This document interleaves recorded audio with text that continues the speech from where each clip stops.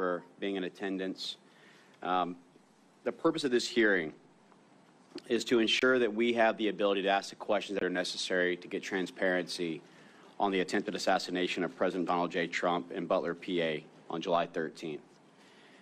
In this hearing, we will identify a lot of the actual failures, but I will be first to tell you that given the fact of the untimeliness and which point this has been conducted, you will see at this stage where I think that criminal gross negligence and purposeful intent will be indistinguishable. There was a lot of things that we can point to as critical failures. As the United States Congressman for Florida's 7th District, I had conducted at least 1,000 of these advances in my lifetime with regards to the State Department and others. And I can tell you, having worked on a counter-sniper team, having worked on an advance team, that there are critical failures that need to be identified so that the American people can understand the transparency of it, but also to raise the questions and awarenesses of why. That is the intent of this entire hearing, is to get to the why, get to those who are responsible, bearing in mind, responsibility and accountability are two very different things. This is not an I'm sorry, I'll resign, I'm finished. This is a get accountability to pursue either purposeful intent or criminal gross negligence. The questions that we have to ask is, why was a venue such as the one selected not having the adequate security? Why was the higher vantage points not covered? Why was there not a either comparable or compatible communications system or a joint operations center established? Where was the security plan, the comms plan, the data range cards? Where was the actual overwatch? Where was the ground teams as far as their rates of instruction? And what was the tactical techniques and procedures that were to be utilized that would identify and mitigate all the existing threats? I think that this is just the start as we continue to unpeel the layers and layers of why was there not an early morning briefing with all to ensure communications and last-minute security plans? Why was the surveillance drone not utilized, even though it was offered? And who ultimately is responsible and will be held accountable for one of the truly most life-changing incidents for a lot of us, where we almost lost the former president of the United States? I think that it's easy to see why an independent investigation is needed. I think that we understand that if this was to have been conducted correctly, then July 14th, we would have had immediate subpoena to get the security plans, comms plans, the motorcade operational plan, the actual counter-snipers range fan data cards, and started questioning the individuals independently to do corroborations of fact-fiction boards to see what's going on. But we hope with the continual failures within the federal government and the lack of transparency that's been provided to date, that this will help to be a benchmark of where we can move going forward to try and rebuild the confidence in your elected officials. That we will not hide behind low-level classifications, and that we will guarantee the transparency and accountability that the American people deserve. This panel that we have put together is also to acknowledge those who have paid the ultimate sacrifice. Today is August 26th, and I would be remiss if I didn't acknowledge our 13 fallen heroes in Afghanistan of August 26, 2021, and the sacrifice that's been made on behalf of a grateful nation. It's time for us to reflect on what the cost is of these freedoms, and I also want to acknowledge the service and the murder of Corey Competore, and let his family know that we are here, we are listening, and that we will get accountability. I want to thank our members that are here as well, and I want to just end with this. While this is the first hearing of its kind to come together, it won't be the last. And that this is a message to all of Congress, that if we are not selecting people based on meritocracy, that independent investigations such as this will continue to move forward, that there are members and conservatives who will not be silenced, and that we will continue to strive for accountability in government as well as for transparency for America. And so with that, I'll turn it over to my good friend and co-chair, the Honorable Eli Crane. Thank you. Thank you guys for coming here today. Can you guys hear me in the back? Awesome. All right, I want to also acknowledge and thank my friend and colleague Bob Good for showing up today. It's been nearly a month and a half has passed since Matthew Crooks allegedly scaled a roof in plain sight with an AR-style rifle only 140 yards from where President Trump was standing. He was then able to fire off multiple rounds, tragically killing Corey Competore while hitting President Trump within an inch of his life. That's a month and a half with frustratingly few answers and even less accountability for those who had a duty to protect President Trump. Many of the excuses that we've heard from those in leadership sound like hollow and pathetic attempts to gaslight the American people. This is also why Rep. Biggs and I have recently introduced legislation that would require the surrender of all Secret Service records related to the events of that day to be released. As a former Navy SEAL sniper, it's evident to me that many basic security measures were completely dropped, making President Trump extremely vulnerable. There's simply no excuse. I want to say thank you to my colleagues and our subject matter experts for joining us today for this forum examining the attempted assassination of President Donald J. Trump.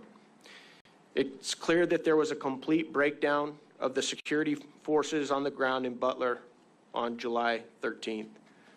Today we'll be examining how this breakdown in basic yet vital security measures nearly resulted in the assassination of former president and current nominee for the highest office in the land. After the last hearing with former Secret Service Director Cheadle, during which the House Oversight Committee received no substantive efforts, it's imperative that we continue to conduct oversight regarding the actions and failures that occurred on and surrounding July 13th. Accountability must be inescapable for those responsible. While coverage of the attempted assassination has all but disappeared from mainstream news outlets, we're committed to keeping our eye on the ball to ensure that this never happens again. I'd like to again thank our subject matter experts who are with us today for giving their time and their knowledge to help uncover the truth and bring all facts to light. Now I'd like to take some time to introduce each of these men and provide a brief summary of their relevant backgrounds and expertise. In addition to being a well-known political commentator, radio show host, and author, Dan Bongino is a former United States Secret Service special agent. In 2002, he left the New York field office to become an instructor at the Secret Service Training Academy in Beltsville, Maryland. In 2006, he was assigned to the Presidential Protection Division during George W. Bush's second term. He remained on protective duty after Barack Obama became president, leaving in May 2011. Mr. Bongino, thank you for being with us. Eric Prince is an American businessman, investor, and a former U.S. Navy SEAL. Hoo-yah. He is best known for founding the private military contractor Blackwater. Prince was commissioned as an officer in the United States Navy via Officer Candidate School in 1992. Prince graduated with Buds Class 188 in 1993. He deployed with SEAL Team 8 to Haiti, the Middle East, and the Balkans. Thank you for your time, sir. Mr. Ben Schaefer is currently an operator with Washington Regional SWAT, serving for nearly 7 years, and has served in critical military and law enforcement roles for over 20 years. Specifically, Schaefer has experience in canine handling with multiple deployments, developing training programs for the United States Marine Corps and other private security firms. Thank you, Mr. Schaefer, for being here. These men are experts in the fields and professions incredibly relevant to the events of July 13th. I believe they'll be able to provide this forum and the American people with insights that have otherwise not been received and the attention they deserve. With that, I'll turn it over to our subject matter experts, beginning with Mr. Bongino for opening remarks. Well, thanks for your time. Thank you for doing this. Sound okay? Everybody hear me back there? Yeah. Great, fantastic. Listen, let's just get right to the point. This was an apocalyptic security failure. A man was murdered in front of his family. 3 people were shot on live television, including President Trump in the head, who came within 2 millimeters of having his head explode on national television in front of millions of people. There's no sugarcoating it. It's no time for BS. Unfortunately, as Congressman Crane and Mills both indicated, the story seems to have been vanquished to the phantom zone of media coverage. It's amazing how we're still talking about JFK's assassination, but nobody seems to want to talk about President Trump being shot in the head on national television, despite the fact that we have no answers. So I have 5 minutes, so I want to keep it quick, and I want to make 3 points. I worked in the Secret Service for 12 years. I loved it. I worked with some really amazing men and women who gave everything. I mean, a couple of them literally gave everything. I know guys who've gotten bizarre diseases overseas, like chikungunya fever and protection operations. Everybody gave a little bit of something in the Secret Service, and it was a real honor to say I was part of it. But they have 3 institutional problems, I believe, in the macro will help us get to the bottom of how this Secret Service apocalyptic failure won't happen again. First, they have a technology problem. The joke in the Secret Service, which is sadly no longer funny when I was there, and it wasn't funny then either, is they rely on yesterday's technology tomorrow. Think about that. Yesterday's technology tomorrow. Everything from computer systems that waste agents' times, filling out time and attendance records they were doing, to Congressman Crane and I discussing the fact that they only implemented slings, a technology as old as the wheel, about, I don't know, 5 or 6 years into my time in the Secret Service, which is embarrassing. The weaponry was old, everything was old. These are things I would have talked about sooner if they didn't create a security crisis, and I obviously didn't want to air them publicly. Now you're seeing what happens when you don't have a drone up at a site you could have bought for $39.99 on Amazon. Second, another adage in the Secret Service, you've heard even the new acting director discuss, is the more with less approach. There is no more with less, there's less with less, okay? The Secret Service more with less approach only works if you produce more.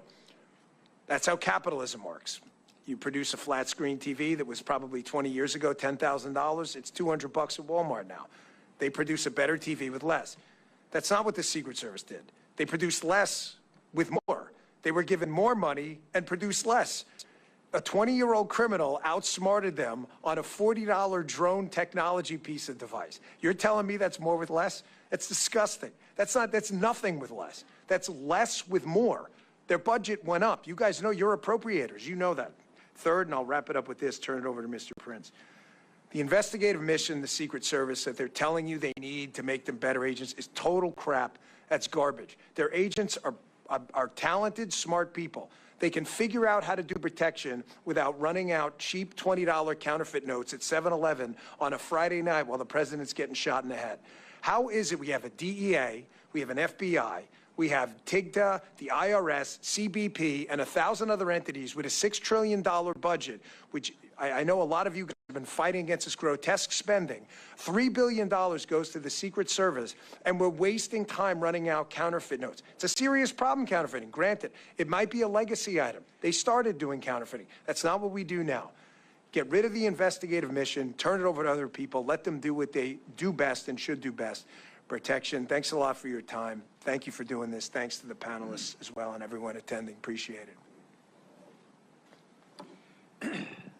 We're here today to discuss a tragedy for the United States of America that could have been the catalyst in the destruction of our republic. World War I started with botched diplomatic security.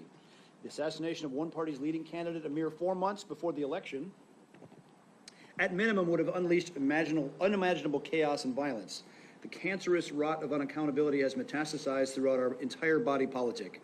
Our obscene levels of government waste ooze like a gelatinous mold across society. Our borders, so porous they are reminiscent of a spring flood tide.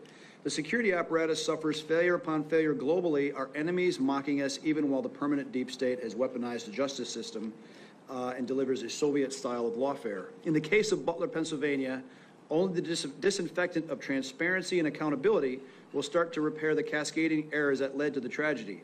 In analyzing tragic events, Gray's laws come into effect. Insufficient advanced incompetence is indistinguishable from malice. The mission of this panel must be to provide a no-holds-barred analysis of all the shortcomings that piled up to enable Butler to occur, an op order for the next administration to correct decades of drift from excellence. I know how difficult high-threat executive protection work is. One must be prepared, coordinated, and lucky every day. The bad guy only has to get it right once. There is no question that a failure of coordination, communications, training, and leadership failed America in Pennsylvania with tragic results. I'm honored and happy to help ensure that will not happen again. I think, and especially as we think the anniversary of the debacle that was Afghanistan, the theme of no accountability across all our agencies rings true, because no one has been held accountable for anything in Afghanistan or anything since. And I think a corollary is, if we think back to the debacle that was Desert One, the attempted Iranian hostage rescue mission in 1979, ended terribly. 8 Americans dead, international embarrassment, didn't rescue the hostages. Congress took action, changed how the money is spent. Why? Because if you try to do a special operations mission, or if you're trying to do a protective mission while you're doing currency investigations, no, you can't serve two masters.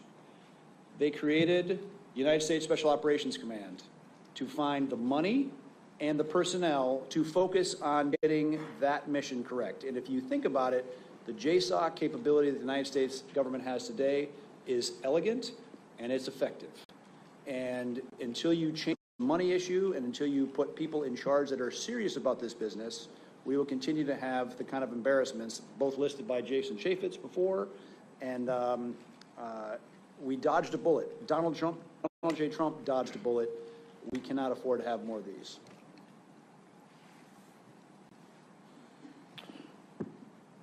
Good morning. My name is Ben Schaefer. I'm a SWAT operator with Washington Regional SWAT Team that was tasked for presidential support on that day.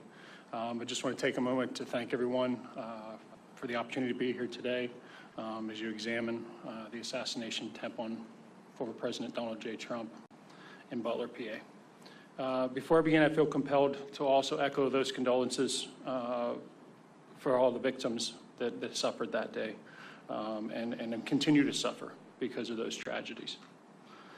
Since joining the Marine Corps in 2004, I have deployed, fought, and been recognized for exemplary service and performance in both Iraq and Afghanistan. I've provided security services to the President of the United States and other high-ranking members in the United States government. I've protected diplomatic persons, high-net-worth corporate clients, media personalities, investigative journalists, and the general public. I continue that work today as a SWAT team leader and executive protection specialist. I have been recognized on numerous occasions for my high level of professionalism, proficiency, and knowledge of all security measures while working in those fields. As I analyze what happened in hindsight and real time on July 13th, there's a few points that I'd like to talk or mention that haven't sat well with me or I haven't been able to reason. Part of that is in the communication conversation of what happened that day and the abilities or lack thereof. The ability to communicate quicker between agencies is definitely a shortfall. That was not optimized in what we normally see in a presidential support mission. This all led to an obvious delay in communication when we were beginning to target and respond to the threat that was Mr. Crooks that day.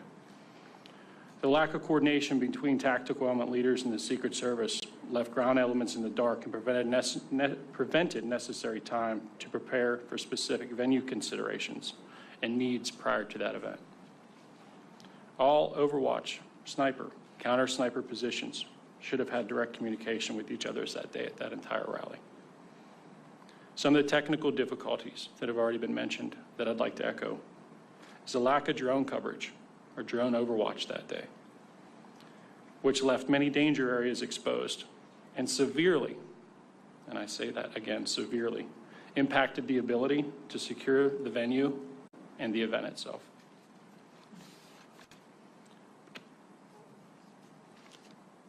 Other points of failure, other danger areas that have been noted, and I feel the need again to echo those, is the water tower that was located in the northeast section of the event. That's a major, if not catastrophic failure to not identify that is a elevated, optimal, and opportunistic place for anyone with any kind of knowledge to wreak havoc on that event. The task that day, broken down, included local law enforcement's responsibilities that include traffic, parking, and access were their primary roles. State law enforcement handled crowd control, medical support to those in need. Due to the temperature that day, there were a lot of heat casualties, a lot of heat strokes, a lot of heat stress-induced issues. The local counter-assault teams were to neutralize and mitigate any threat to the former president. Local SWAT counter-sniper teams were to scan and hunt for anyone deemed a deadly threat to any member of the crowd or the former president. In conclusion to what I have to say today, there's no question that there were critical failures during the Butler event. It is important that we learn how and why this security failure occurred so that we can better provide safety and security to those high-ranking officials and the general public in the future. I truly believe Americans deserve that. Thank you for your opportunity to testify before you today. Happy to answer any questions that you may have. Thank you so much. This forum having come to order, I want to remind everyone that we will be going in 10-minute segments. Should there be a need to have a second round of questioning, we will then limit the second round of questioning to 5 minutes each. The first person who will start this out is the Honorable Andy Biggs.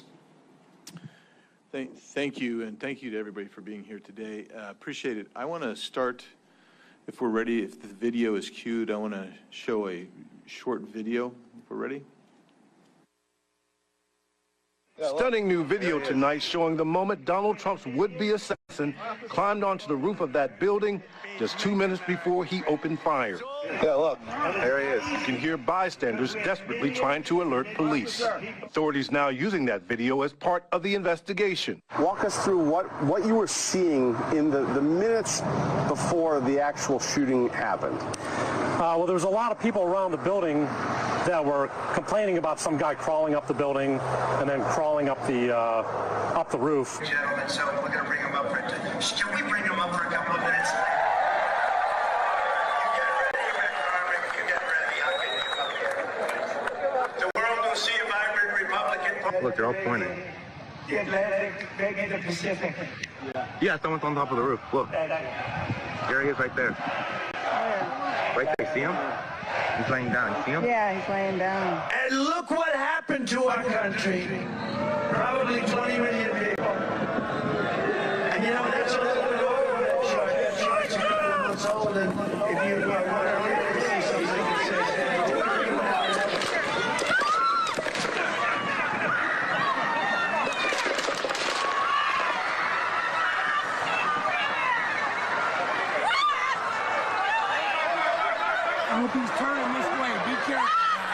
According to a former agent, Secret Service counter-sniper teams should have scoped out and advanced all those areas where there were potential threats beforehand and known what the line of sight to Trump could be.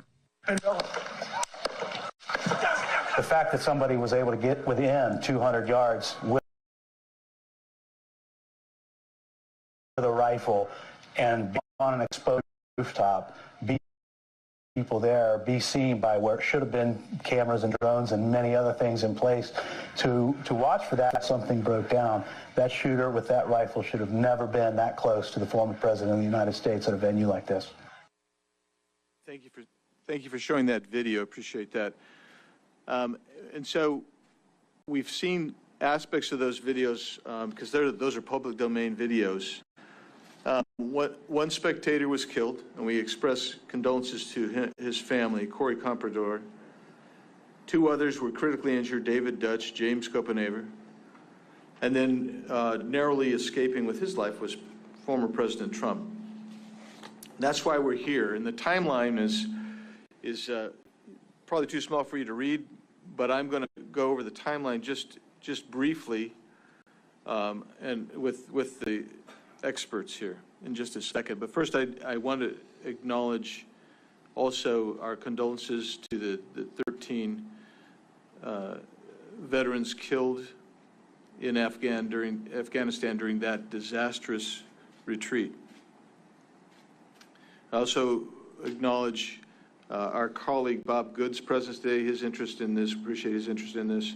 Our former colleague Jason Chaffetz and Mark Morgan, we appreciate all of you being here today. So let's take a look at this from the local perspective. Ben, thank you for being here.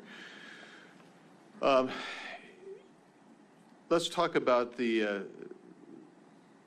communications. Let's start there. Was there a central communications center in place? Yes, there were. That was provided by the Butler Emergency Services Unit. And typically, what, was the Secret Service, did they have a person on the scene, a decision maker on the scene in case an emergency happened? I believe that there were a Secret Service agent responsible for the scene. However, they were not, to my knowledge, co-located at the command center itself. And so I want to make clear. So who was present in the communications command center that might have made decisions for Secret Service? Secret Service, my understanding is that the information that was gathered by the command center, which would have been being operated by the Butler Emergency Services Unit and the commander in that capacity, he was responsible for relaying that information to a point of contact he had, and my understanding was that it was over a cell phone as opposed to in-person communications. Is that normal to have a cell phone communication, or is there usually a body there that can make a decision? In most security postures and events that I've been part of for these types of events, there is someone actually physically co-located for that reason. Due to the loss of cell phone service, which we experienced that day, a possible loss of radio communications that day. It's a very robust and fail-proof way to communicate because of the level of importance that's needed. Did you, let's put it this way, were radios and communication implements offered to Secret Service by the local operators? They were, yes. And what was the form of the communication? The form of communication would have been some type of encrypted law enforcement style radio. And do you know, did the Secret Service avail themselves of that? Did they obtain those radios? I believe they were offered, but I do not believe they were taken. So they did not utilize the preferred mechanisms of communication that was offered to them? That's correct. Let's talk timeline for a second.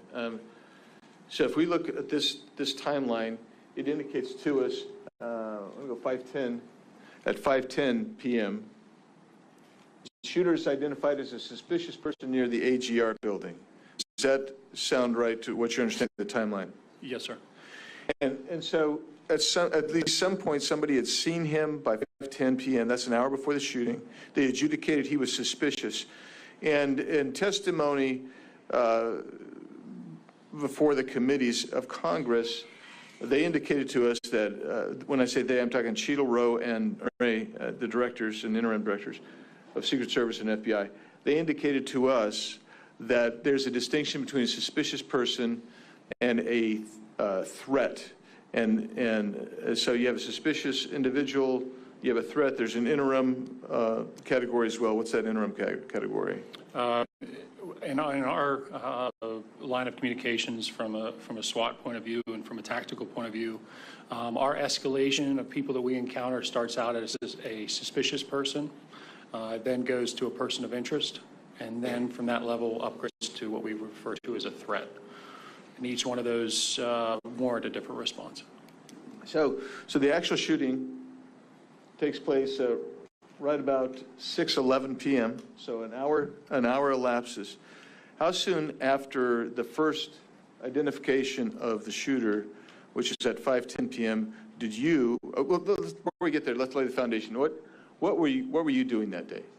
I was in a counter sniper role with one of my teammates, in the southwest quadrant of the event center. Distance-wise, it's approximately 238 yards southwest of the podium, and approximately 348 south-southwest of the shooter's final firing position. And so he was not ever in your sector of responsibility? Nor in my visual, nor sector, nor visual. I never had visual. How soon after he's identified were you given information that, or did you hear information that there was a suspicious character that you should be alerted to? Believe those text messages came across, and just to give some background on the text message tactics. So in this type of event, as tactical officers, we try to build redundancy in communications because it's so critical. We start out in a primary role, which would have been radios that day, communicating on a designated channel amongst all the tactical operators. Because we were in support of the host agency, which would have been the Butler, the Emergency Services Unit, we also were running a secondary channel that was our local Washington Regional SWAT Team channel. On top of that, the snipers and counter snipers, or I should just say the counter snipers, there were no snipers involved in our chat, had set up another chat to be able to provide any type of pictures or any type of relevant media or anything like that that we'd be able to crosstalk. So did you ever see any pictures? Were any pictures ever sent to you? They were. The pictures came across the chat at approximately 5:38. So about 30 minutes after the shooter, then at that time he was a suspicious individual. That's correct. And when he gets up on the roof and he's crawling across the roof, is that what threat assessment would normally be made of that guy at that point?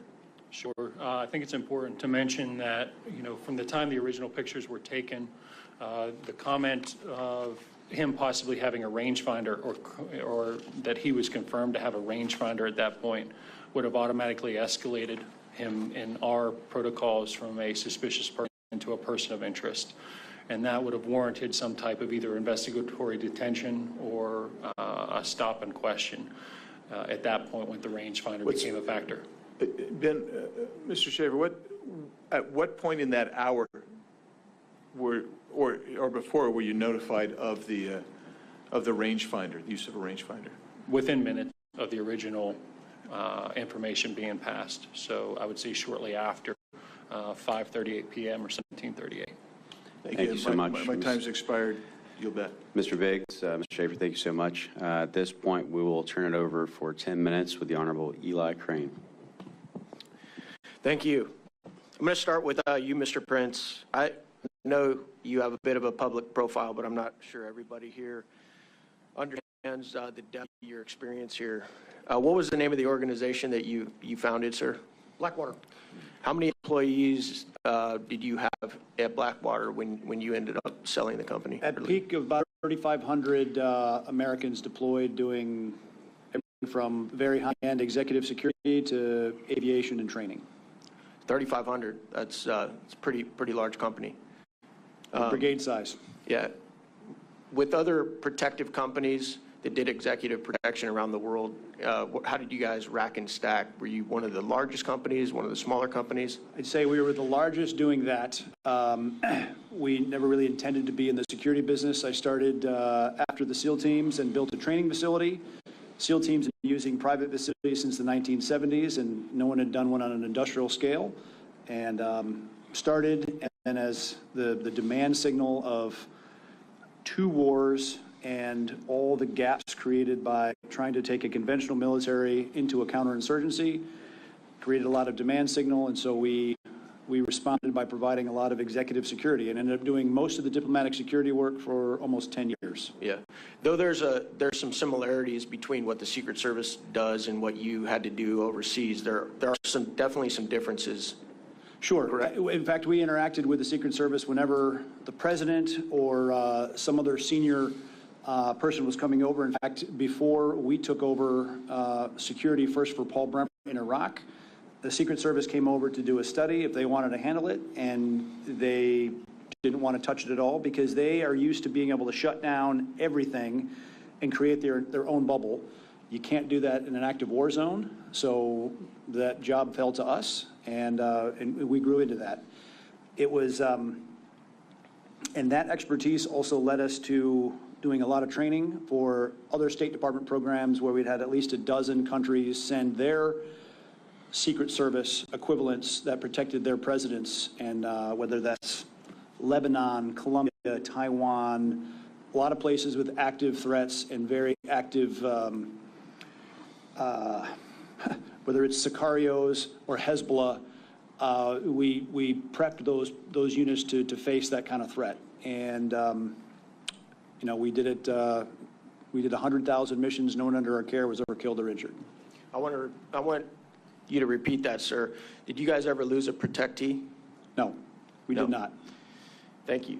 You said something interesting on an episode of Sean Ryan that I saw a couple weeks ago. You said, it's in, you know, thank God it was a 20-year-old kid and not a 10-man Hezbollah team. Can you expound on that a little bit? Sure, because the fact that a 20-year-old kid could get his drone in the air, could get himself into a firing position only 140 yards away. 140 yards is point-blank range. My then 12-year-old son could have made that shot. Yeah. And thank God that 20-year-old aimed at a headshot at President Trump, because if he'd aimed center mass, President Trump would probably be dead, because I don't think he was wearing plates. He wasn't wearing any kind of body armor that would have stopped that rifle round. And a 78-year-old man taking a gunshot wound to the upper chest is not going to go well. A Hezbollah team or ISIS or you name the terrorist organization that actually knows what they're doing would have been successful that day. And the Secret Service was nearly defeated by a 20-year-old, and we all, including Donald Trump, literally dodged a bullet that day. So I want to double down on that real quick. In your opinion, in your professional opinion, is the Secret Service in its current form and leadership able to stop a threat like that?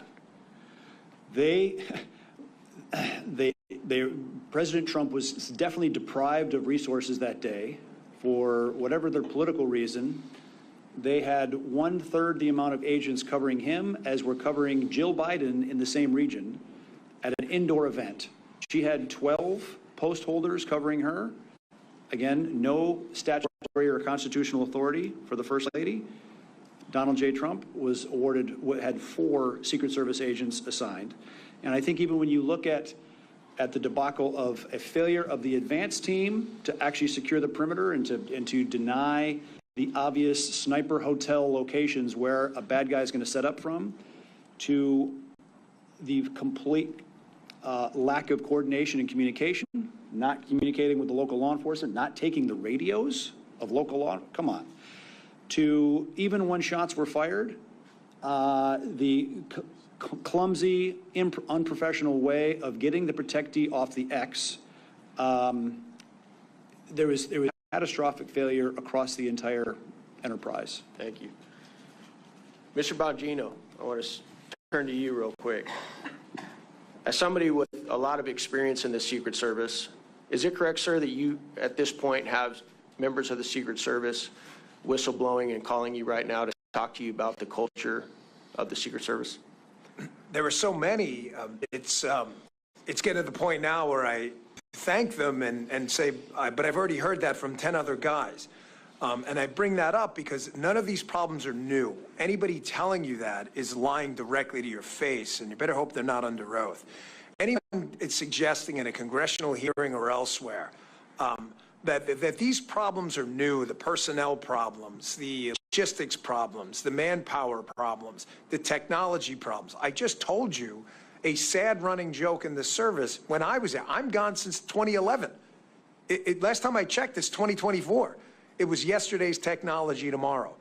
And other things here that are inexcusable that have been brought up before, like Ben and Eric just brought up. The communication failures are basic. This isn't like the Secret Service $1 million radio system that uses NSA-level encryption magically broke down that day. They literally handed them a radio they didn't take. This is why when Congressman Mills says borderline criminal negligence, you should take that seriously. What could possibly be your excuse to say, you know what, I don't really need to communicate with the law enforcement guys out there on the scene. We asked to, they had no obligation to be there. It's a Secret Service's job to protect the president. Out of a courtesy, they showed up. And you don't even have the respect of these local law enforcement people, respect for them to take the radio? I mean, where was the CP, the command post? The way this works, so everybody understands, or it's supposed to and didn't that day, for reasons still unexplained outside of, again, obscene negligence, any trip for a high-level protectee, you're supposed to have a command post that runs the whole trip at the airport or whatever. They'll communicate with everyone. But those individual sites, like in Butler County, have security rooms themselves, which are kind of mini CPs at each site. Where was it? According to what Ben said before, and from what I've heard, it was either not there or the locals were running it, offered communications, and the Secret Service, whose job it was that day to protect President Trump, said, we're going to pass on the comms. Really, you described it as catastrophic. He's 100% correct. Eric knows exactly what he's talking about. Just apocalyptic failure. Mr. Bongino, in your opinion, is the Secret Service in a better spot today with Director Rowe in charge? No, it's worse. And sadly, I'm glad this is all being recorded, because when something else happens, and I hope it doesn't, I pray to my Lord and Savior, Jesus Christ, that I'm wrong. That you play this and go, look, that guy was crazy. Last incident in your mind. Seen over and over. We saw the Georgia grenade incident with President Bush. They overtook the magnetometers. The Secret Service leadership in charge now with the exact same people. Exact same. Can you imagine a C-suite at a company that makes widgets? We find out that there's a design defect. The widget explodes and kills 10 people, and the CTO gets a promotion to CEO. You understand that's what happened here, correct? These are the same people. Kim Cheadle, the director, wasn't even fired. She was allowed to resign. She'll go get some cushy job somewhere, and her deputy, who is one of the guys behind these stupid waste of time things like agents wearing red ties on the detail, because this actually happened, by the way. These people will tell you this under oath if you get the right people. He was concerned about the tie color of the agents on the detail because it seemed to imply he supported President Trump. Congressman Biggs wearing a red tie. You're wearing a semi-red tie. It has nothing to do with anything. This is the kind of stuff the Secret Service was actually wasting their time with while withholding CSU counter surveillance assets and counter sniper assets from probably the most threatened man on earth. If you can explain it, good luck, because that's not the agency I worked for. My last question is for Ben Schaefer. In your opinion, Mr. Schaefer, why were counter snipers in AGR that had access to the entire building, from what we've been told, not able to see crooks crawling up the roof when we've seen several videos from the ground level taken by bystanders and individuals not even tasked to be doing security were able to photograph crooks wearing no camouflage, crawling on a white roof? Why were the snipers, the local snipers, not able to see crooks and dispatch of him? I can only pass this knowledge through secondhand communications. I was not privy to that location or to survey that ahead of time. Although I have spoken to those individuals that were placed in that room that day, based on the depth of the room, their placements, and the limited field of view that those windows provided. They were pretty narrow, as most standard residential windows are held. The angle was too hard for them to see that far to their east, which if they would have been facing south. Thank you so much. Appreciate my colleague Eli. With that, I'll turn over 10 minutes to the Honorable Mates. Mr. Prince, you're one of the people I trust most about global affairs. You're constantly assessing the threat environment and intelligence. And I guess my question to you is, because this has been laid bare and these weaknesses have been exposed, are you concerned that we're likely to face not another Crooks, but perhaps a threat like you described, a team from a foreign adversary, a terrorist organization, trying to expose and exploit the weaknesses that now we've seen? I I am very concerned. The inability of the Secret Service or the U.S. government writ large to adjust, to learn a painful lesson from that failure and actually make concrete changes.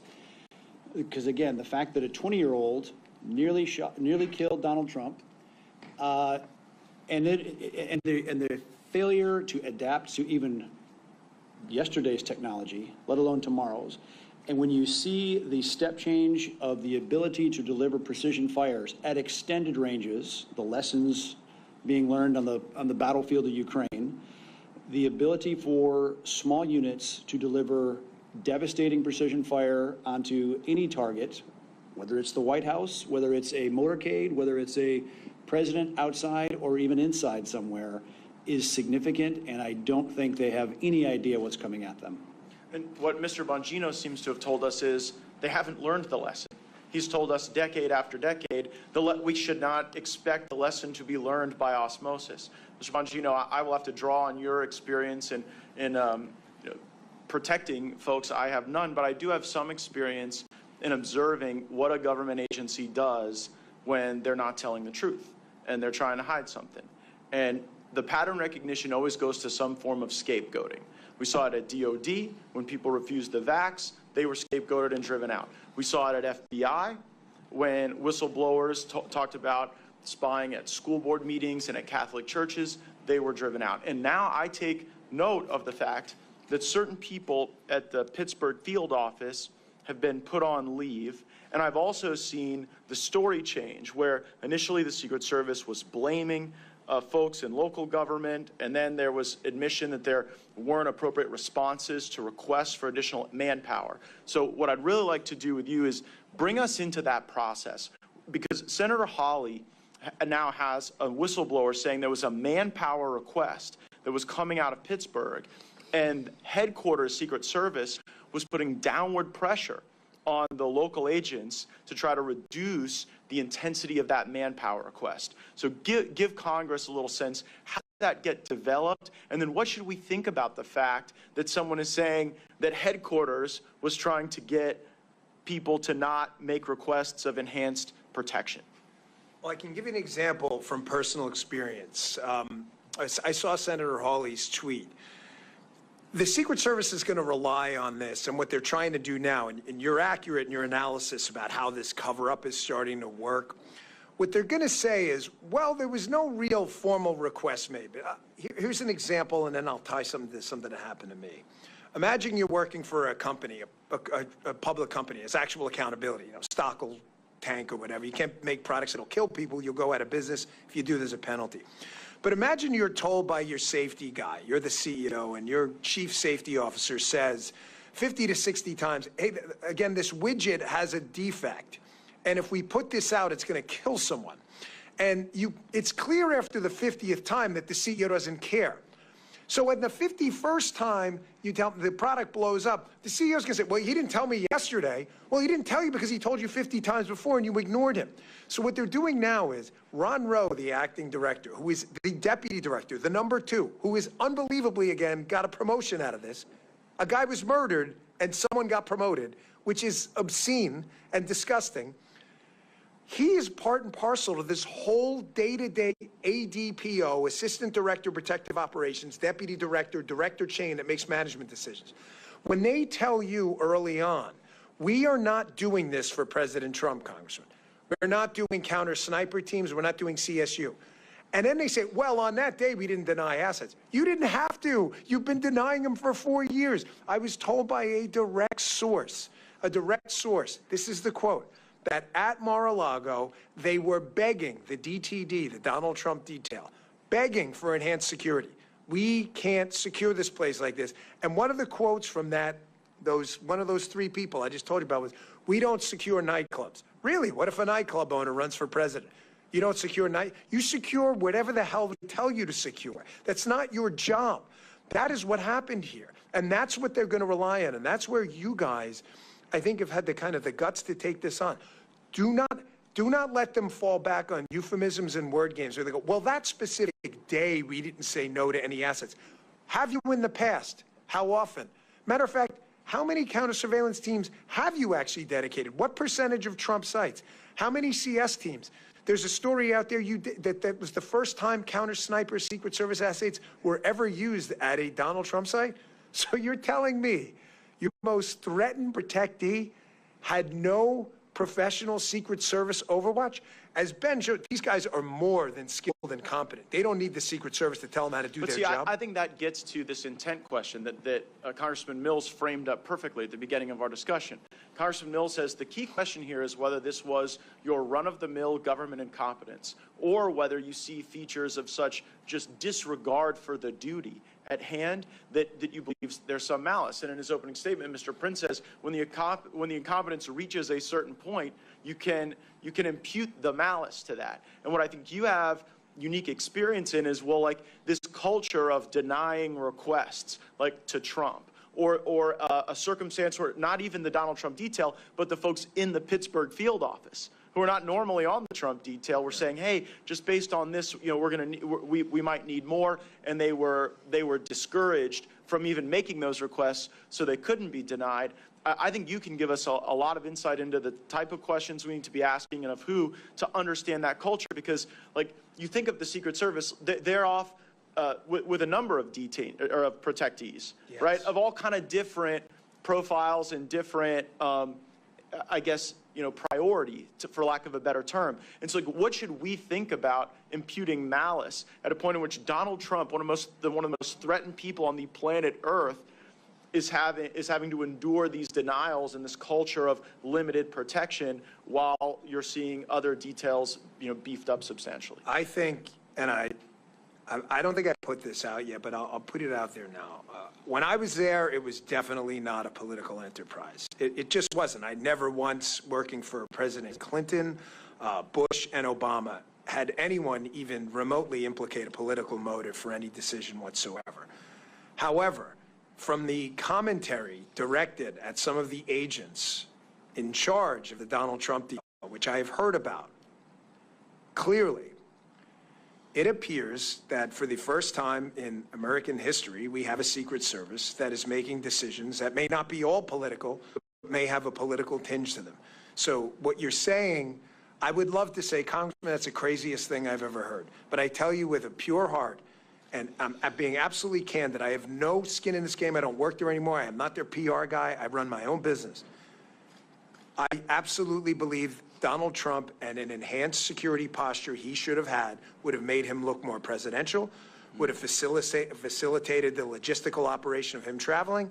I think they were concerned about optics and making him look like a big shot or whatever, you know, word you want to throw out there. And they were making some of these decisions based purely on grade school level politics. I don't want to believe that, but I didn't want to believe it with the FBI either. I didn't want to believe it with the NIH either. I mean, a lot of these agencies that have been, I think, subject to political capture, we want to think of them as above that. And we all spend time around Secret Service. We're inspired by their patriotism and the willingness you have to literally take a bullet for someone if necessary. But just like in the military, just like at the FBI, I worry about the political capture happening at headquarters, and then that culture informing decisions in a way that's very damaging to the country. So what Mr. Bongino just said ought to be the most important work of the United States Congress, to figure out if these decisions were run-of-the-mill incompetence that you've got to deal with the better tech and the better processes and the better HR and getting rid of the DEI. But if it's something even darker and more devious than that, that must be rooted out, because what we've seen at these other agencies of government is it does not cure itself. It has to be excised, and that investigation is the most important work we can do. I thank you guys for leading this effort, and I yield back. Thank you, Mr. Gates. With that, I just want to go first to you, Mr. Prince. You said you roughly have about 3,500 at the peak of Blackwater, correct? That's right. Secret Service currently has approximately 7,000, approximately. What was your highest annual revenue, if you don't mind me asking, give or take, for that many operations? Ooh, for that, the protective mission was about 2,500 to 2,800, and that revenue would have been around $600 million.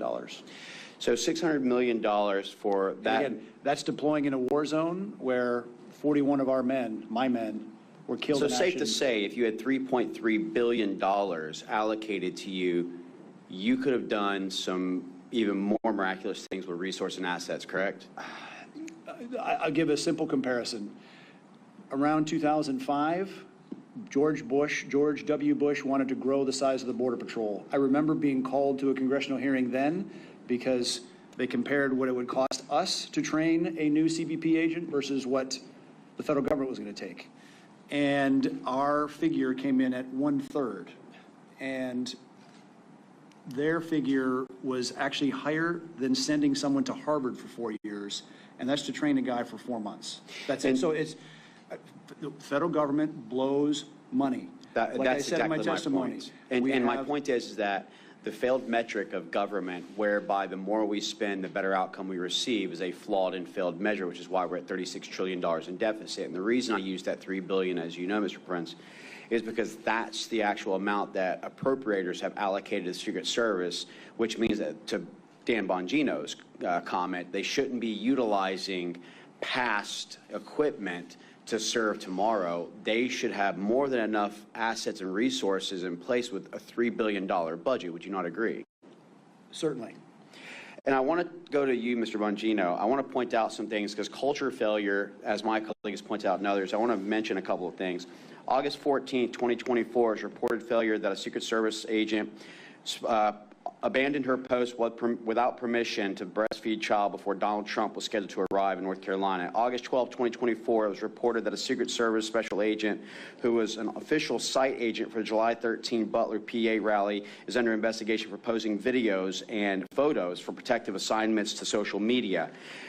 July 27, 2024, a Secret Service agent covered the security camera of a local salon in Pittsburgh, Massachusetts, before an event featuring Kamala Harris where the salon was closed, but opened it up without approval and utilizing restrooms for an hour and a half while the building's security alarm was going off. July 2nd, 2023, it was reported that a former Secret Service Director Cheadle and senior agency leader sought to destroy the cocaine found in the White House in July of 2024. The evidence was not destroyed due to pushback in individuals in the Secret Service Forensic Service divisions. May 2024, a man enters the U.S. Secret Service Miami field office through a propped open door and was not removed from the building until the following morning. April 24, 2024, a special agent assigned to Harris's detail had a mental breakdown where the agent is reported to have physically attacked the commanding agent in charge at the base after verbal disputes with other agents. Sometimes during 2023 and 2024, at least 2 people breached President Obama's Hawaii residence. Though the president wasn't there at the residence, his 2 daughters were on premise at the time. April 2023, a drunken intruder entered the home of National Security Advisor Jake Sullivan in the middle of the night. The man was able to gain access to Sullivan's home despite 24/7 Secret Service protective services in Sullivan due to the sensitive nature of his position. Now, I want to go back to a comment that you made, Mr. Bongino, where you said none of these problems are new. I think just the list of those that I've just mentioned shows that this is not a new problem, but it's existed for quite a while. And with a $3 billion annual budget, I would think that we would start evaluating those mistakes to make those corrective actions. Would you agree with the things that I've listed, with the budget that is allocated, that there should be a much better provision of security for protectees than what you're seeing today?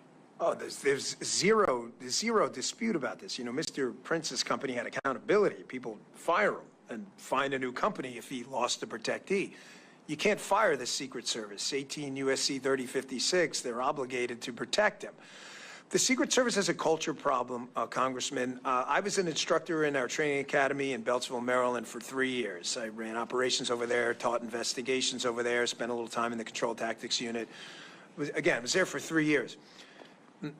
Unfortunately, I can't count on one hand, I would need probably 2 and toes as well, to count how many agents who could not meet even basic protective functioning skills and criminal investigative skills, but who met other criteria completely irrelevant to job performance, who were pushed through and told with a wink and a nod, this woman or man needs to graduate.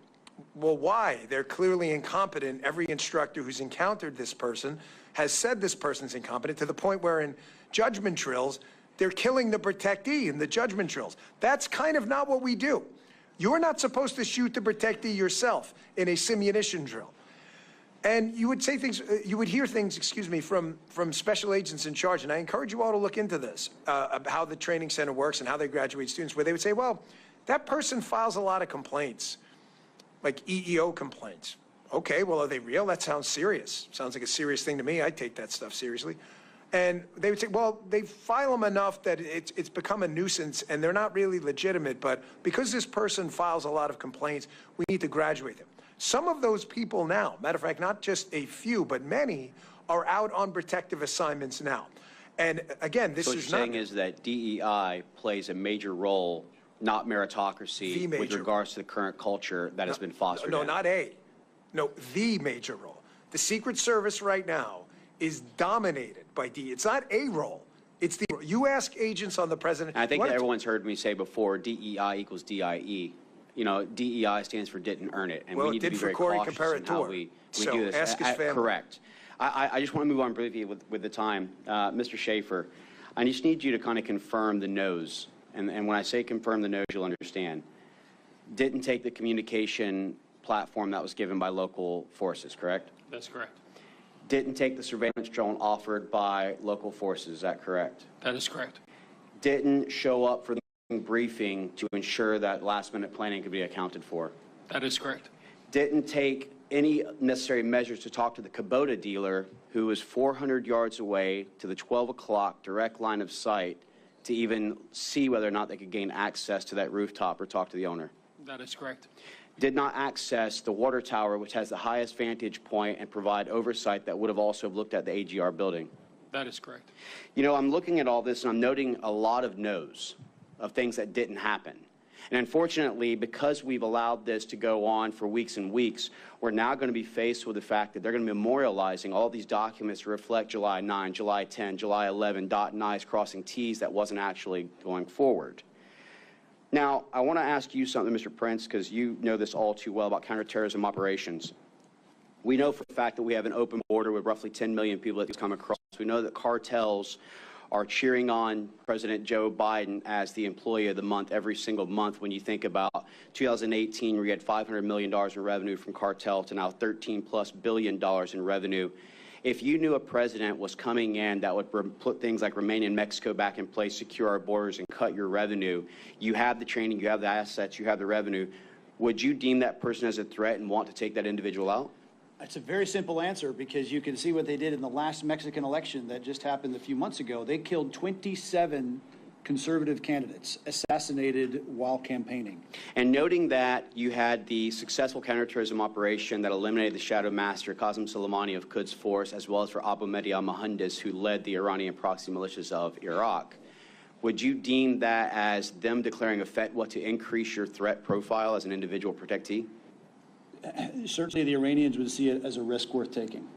And you also note that a question that needs to be asked of the FBI is that on July 12th, a 46-year-old Pakistani male named Burchan was actually captured, who had also plotted assassination against President Donald J. Trump and 35 elected officials. The question is how did you think an individual who's on a terrorist watch list, landed in Houston, Texas, was questioned by the FBI, and I would love to hear his answers because they must have been spectacular, and then released, noting that this individual flew from Pakistan to Iran for 4 days prior to this.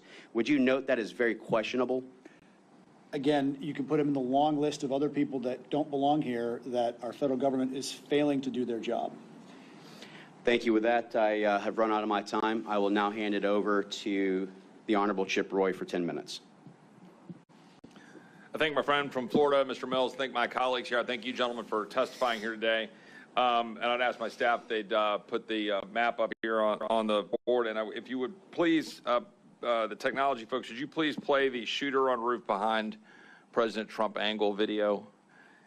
And as we get this queued up and we start to play it, I'm gonna ask you some questions. I'm gonna start with you, Mr. Bongino, trying through the question that I'm wrestling with, a lot of Americans are wrestling with, which is whether or not the failures here that we're all observing. Everybody agrees there was failure, almost catastrophic failure, and certainly catastrophic for Mr. Comparator and his family. But was there more? Was there willful blindness here?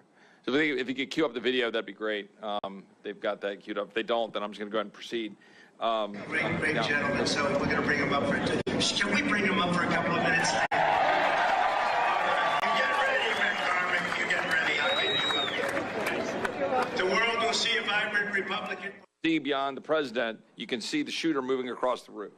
Now, I look at this as someone who is a prosecutor, who worked in the U.S. Attorney's Office, who worked in the Attorney General's office, not as someone who was a sniper like Mr. Mills or Mr. Crane, or the Secret Service.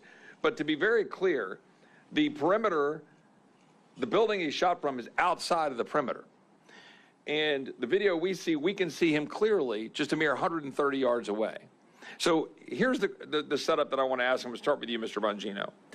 Do you believe that you can just chalk up to mere incompetence that the Secret Service did not attend the 9 o'clock meeting for scheduling purposes? They literally just didn't attend.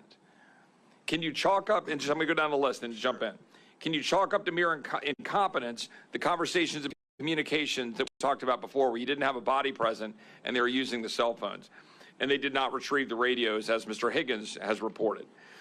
Can you chalk it up to mere incompetence that they identified crooks about an hour time, and then President Trump was never removed from the stage? They didn't delay, they didn't hold him back, they didn't remove him from the potential danger. That the perimeter did not include the buildings around over here, and to the extent, should there have been a perimeter that was farther out, and to the extent that the perimeter wasn't farther out, that they at least make sure the building wasn't covered. Is that just incompetence? Is it just incompetence that there was no drone being flown and the drone was turned down by the Secret Service? Was it just incompetence that the shooter had a drone, as the FBI director testified in front of the House Judiciary Committee, that he literally had flying within a couple hundred feet of the stage the same day, mere hours before the shooting? Is it just incompetence, what we're hearing now about the whistleblower saying that there were no canines? Was it just incompetence that there wasn't sufficient policing along the security border? Was it just incompetence that there was allegedly an abandoning of the post due to heat? That there was supposed to be someone on top of the roof and that they didn't get on the roof because it was too hot? Is it just incompetence that there was additional security requests turned down, according to the memos that we saw out of Senator Josh Hawley, and encouraging agents not to request additional security requests? And was it just incompetence what we saw with respect to the police body footage, which I'll play here in just a second, if we could cue up the police body footage video, where you've got the local police talking about what they said to the Secret Service? If y'all could play that video real quick, and then I want you to respond. Well, bodies are good. That's a good word.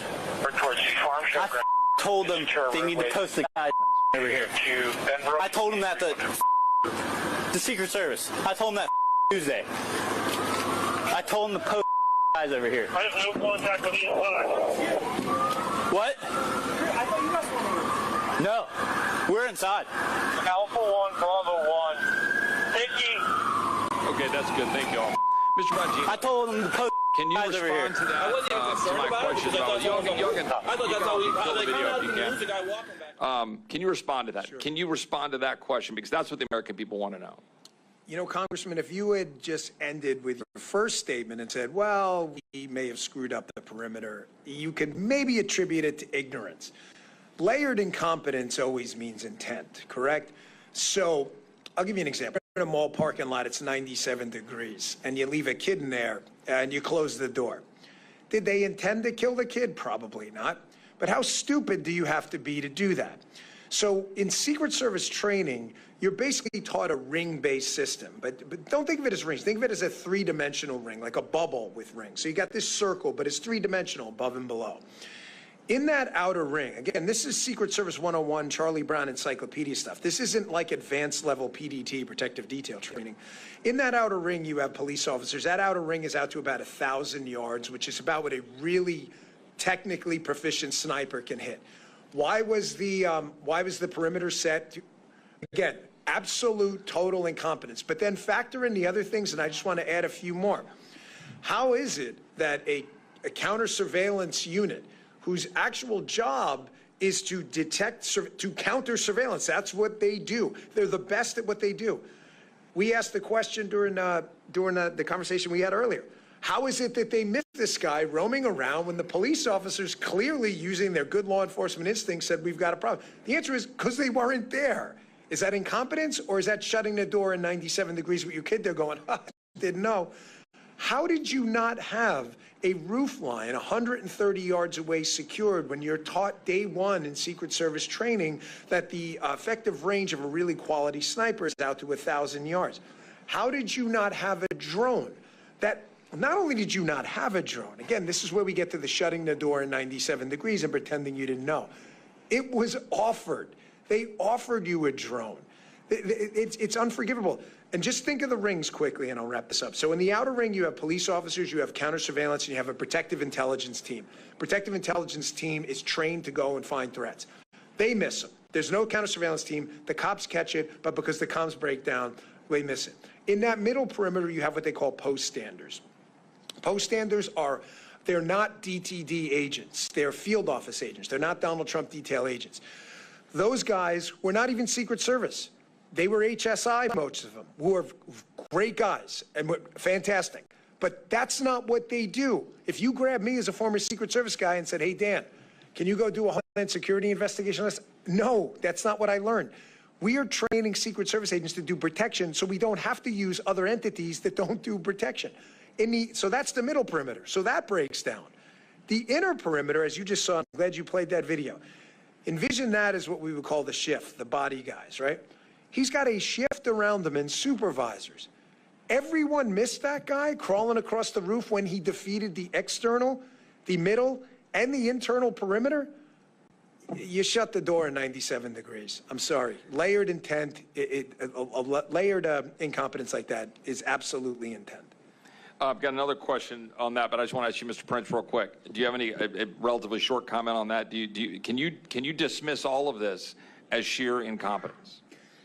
The question I want to have answered is if other counter sniper agents, officers, saw any person laying in a prone position with a rifle pointed at the President of the United States, do they have authorization to take a shot immediately, or do they have to get permission? Because if the Secret Service wasn't there and they were laying at a stakeout for a bank robbery, would they have to get permission if they saw means and intent to murder someone? I don't understand why any of the other officers didn't engage sooner. Mr. Schaefer, do you have any comment on that in terms of the engagement and the rules of engagement that were in place? Yeah, absolutely. I can clarify that a little bit. So as a law enforcement sniper, we have a lot of responsibilities and inherited flexibility. One of those flexible procedures or statuses that we incur is known as compromised authority. Compromised authority in the law enforcement sense basically lays out the requirements for a deadly force response. And in that point in time, based on all the prerequisites that were identified and all the checks in the boxes that were made, Mr. Crook sort of met that level or that threshold. I'll let some of the experts on that subject follow up on that. I think there's probably some more follow up there. I just want to ask one last question, my last minute time, Mr. Bongino. We talked about this before. I have seen credible information, the extent to which the shooter had significant explosives that were sophisticated beyond that you would expect some 20-year-old just to put together, and that he had sophisticated detonation devices on his person, or a sophisticated detonation device, and importantly, that his digital footprint is completely MIA, that his digital footprint is missing, and that how can a 20-year-old in today's time have no digital footprint? So do you have any thoughts on that, any comments on that? And that'll be my last question. Well, 4 years of doing protective intelligence investigations with the Secret Service, interviewed probably hundreds of people who have credibly threatened our protectees. I've never seen anything like it. If you would have told me it was a 60-year-old guy who had lived most of his life without a computer and for the last 10 years had been planning this, hard to believe but digestible. You're telling me a 20-year-old kid who's grown up in the digital era figured this out when he was, what, 13? To never get an online presence? We've seen nothing. Nothing. We're now 6 weeks in. There's not a Facebook photo. You know, it's incredible. We know every single thing about these shooting incidents when there's a political narrative to be had by the media and the other side. We do. You know who their high school girlfriend was. Suddenly, you know everything about these people. We know nothing about this guy. And sophisticated explosives, we have this massive law enforcement bureaucracy. No one's got him with an online search history at a library saying, how do I build this? He's 20 years old. It just defies logic. I can tell you, again, 4 years doing these exact investigations, never, ever seen or heard anything like this in my life. Thank you so much. We're now going to go into our second round of questioning. And again, I appreciate the panel and all that you guys have been providing in regards to expertise on ground truth realities. We're going to continue to move on, going back to the Honorable Andy Biggs. You're recognized for 5 minutes. Thank you. Thank you so much. I want to just try to hit some quick questions. When Mr. Schaefer, you were talking to us earlier about moving to texting. The counter snipers were texting. What does that do with your ability to stay on glass? Was a secondary or possibly even a third method of communication as it was utilized that day. The sniper teams in the law enforcement concept sometimes are not a team. Sometimes we're deployed into situations where we're a single operator. So we're not only responsible for the surveillance aspect of the service we provide, but also having that deadly threat ability on board. So that can be very distracting in that point in that day. That third level of communication would have pulled us away from our primary responsibilities to provide that deadly cover if needed. Thank you. And Mr. Prince, you mentioned security bubbles. And I want you to elaborate on that because we've talked a little bit about the perimeter. And the perimeter seems oddly narrow in this particular instance. Can you talk about security bubbles and the perimeters here?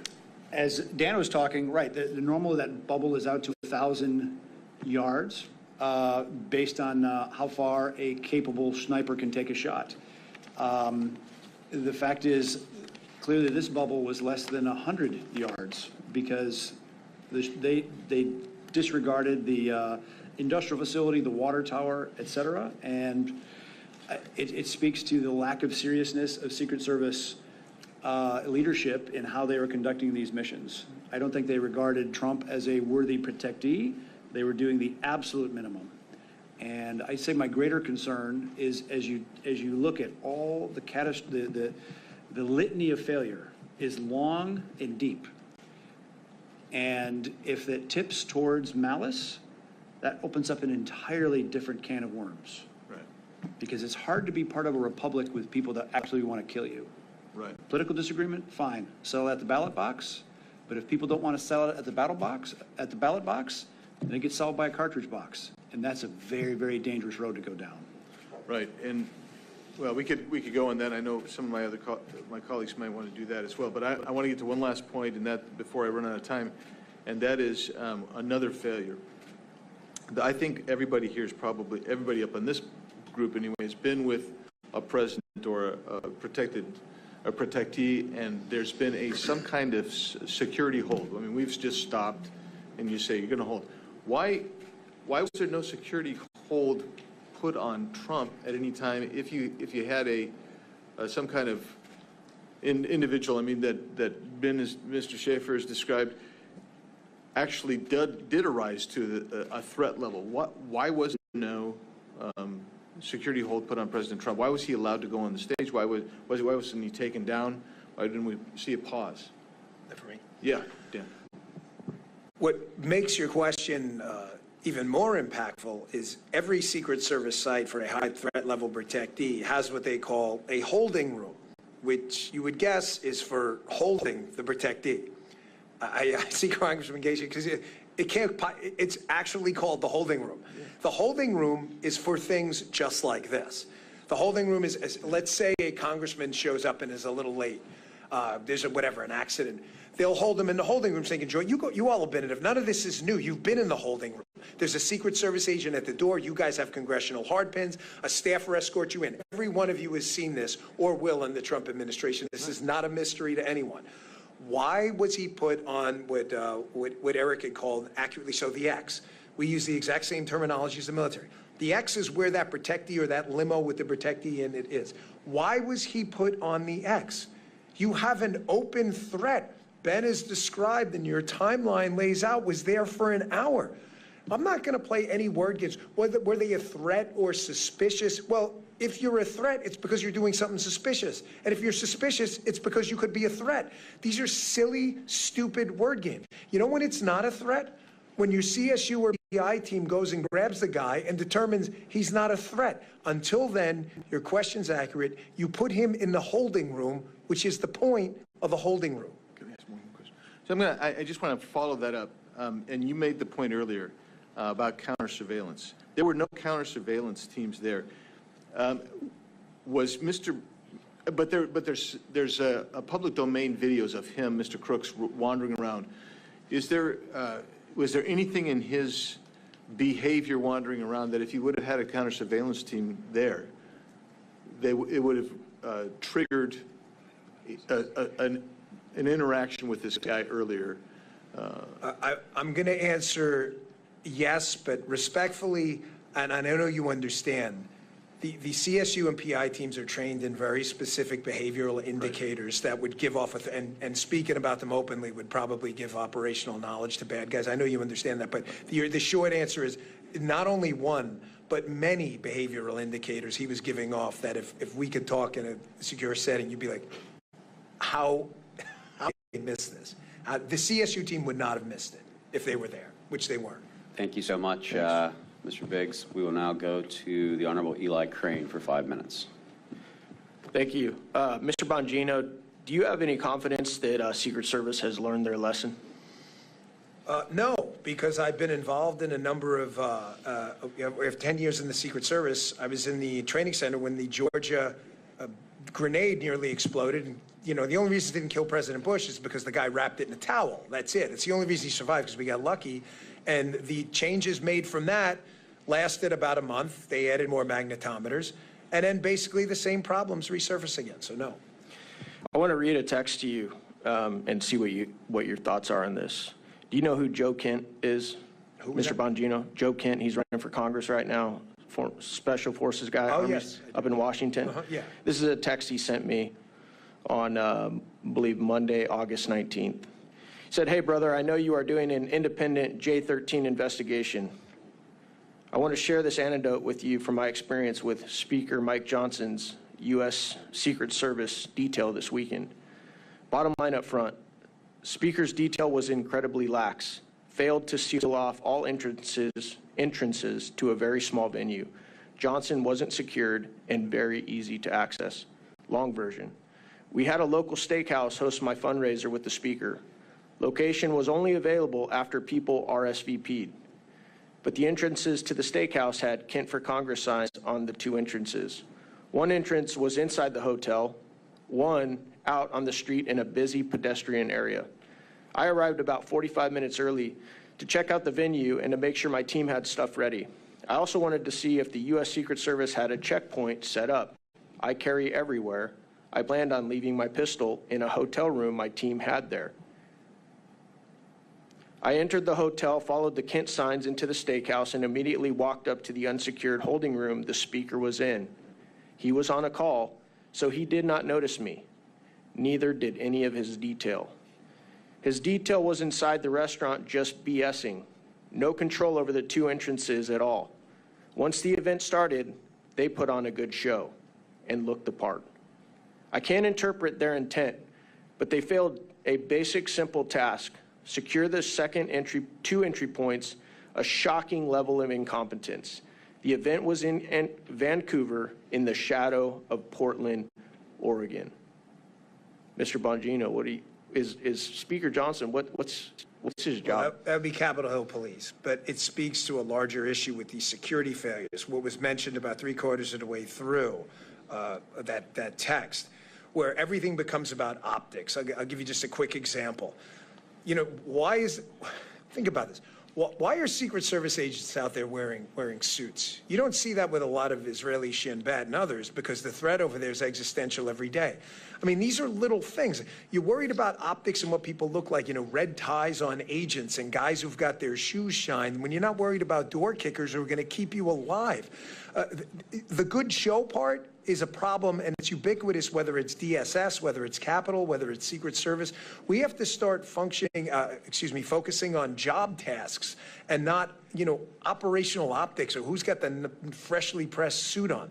These guys have to be out there ready to go into action and defeat that 15, 20-man Hezbollah team or group of Sicarios Eric's talking about before. This was a 20-year-old kid who broke them down. Can you imagine if they had detonated, taken out that fence line, and rushed a 10, 15-man team in there with rifles and heavy weapons?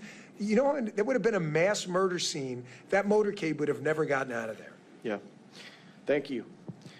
You were talking about slings earlier and how long it took the Secret Service to adopt slings on their primary weapon system. Why is it important to have a sling on primary weapon system? And what is this? Why did it take so long for the Secret Service to get on board with having their agents carry slings? You know, I candidly wish I was joking with you guys, but I'm not. The Secret Service's operating kind of de facto motto when I was there about technology, we're laughingly calling it sling technology. I mean, it's like technology like the wheels technology, right? Is because we've always done it that way. I'm not kidding. You get a bunch of Secret Service agents up here and you get them on the record, and they will tell you exactly that.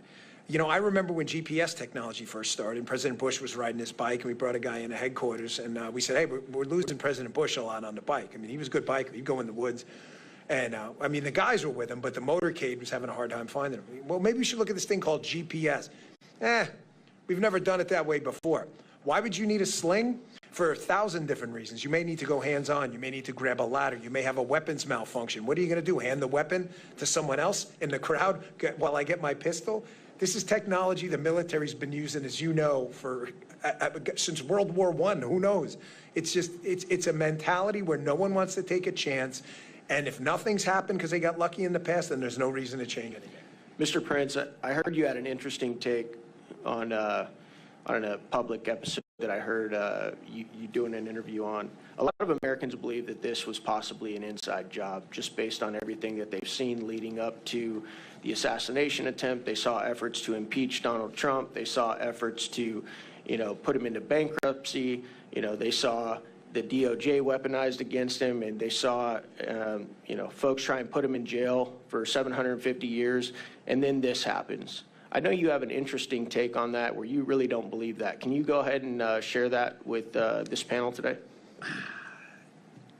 You're right. There is a long list of ways that the one political party has weaponized all aspects of government in our society against their political opponent. And that is exceedingly dangerous for the survival of the republic, because that can go both ways.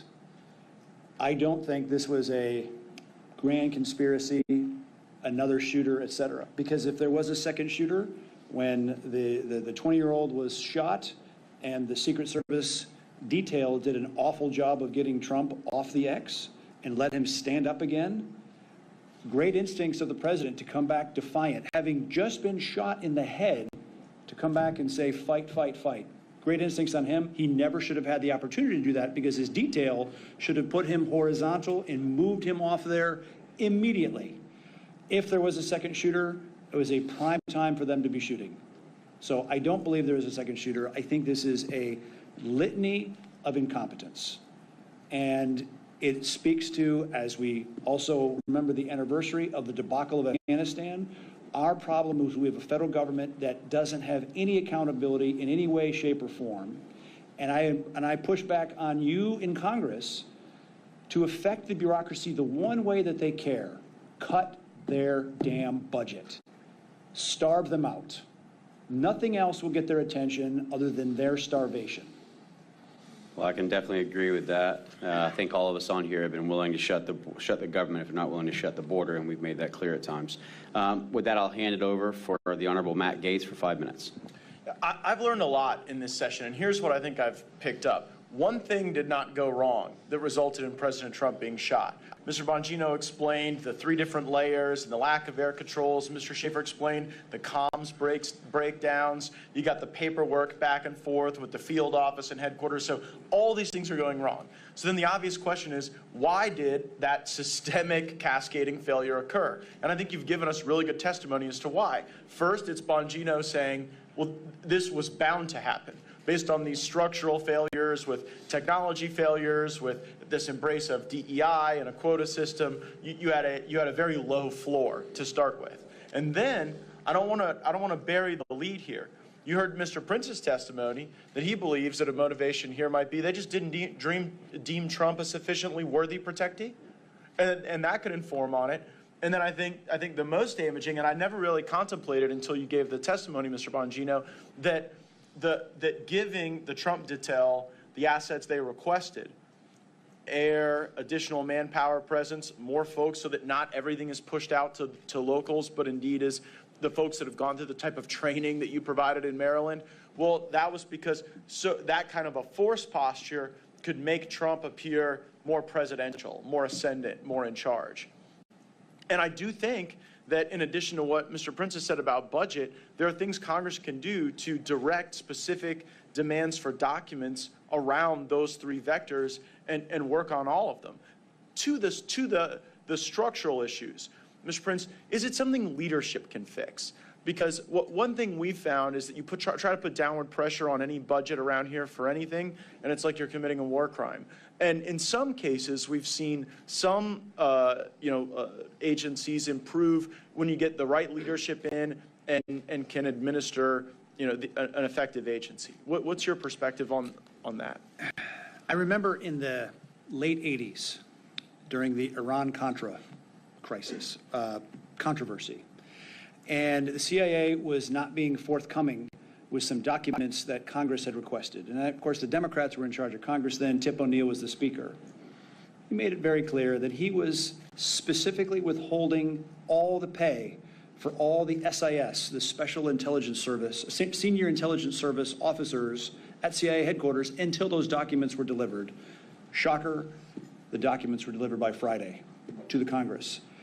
Bureaucrats will respond to very specific pain points. I think it even speaks wider than this debacle in Butler, Pennsylvania, but the fact that and it speaks to under-resourcing Trump. They no-resourced Bobby Kennedy, RFK, when his uncle assassinated while president, his father assassinated while attorney general, for the act of politics in America. And they denied him. So it is not too much to surmise that a politicized Secret Service succumbing to the whims of Jill Biden, sending 4 post holders to cover Trump, 12 to cover Jill Biden. At that point, no coverage of Bobby Kennedy. Again, this can only be solved. Congress has the power of purse. Use it as a large bludgeon.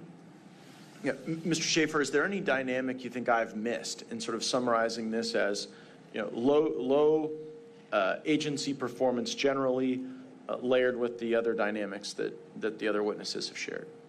I don't believe so, Congressman. I think you've covered most of the relevant points in describing how that posture all relates and how this, began as maybe a single failure and multiplied into a much greater failure, just based on different levels. I'll say that, the local law enforcement agencies that were involved that day, both tactical and non-tactical, were improvising, adapting, and overcoming to a lack of intelligence that was provided to them that day. In my historical background, in the Marine Corps, these types of events require planning, require reconnaissance, require intelligence in multiple stages. It requires rehearsals, things that were not seen in this event for this day. My knowledge is when I came onto the scene that morning, that I was fed multiple briefs and multiple maps of the area. I gathered information as much as I could the night before, which is about the same time as my commander had received the briefings for that day.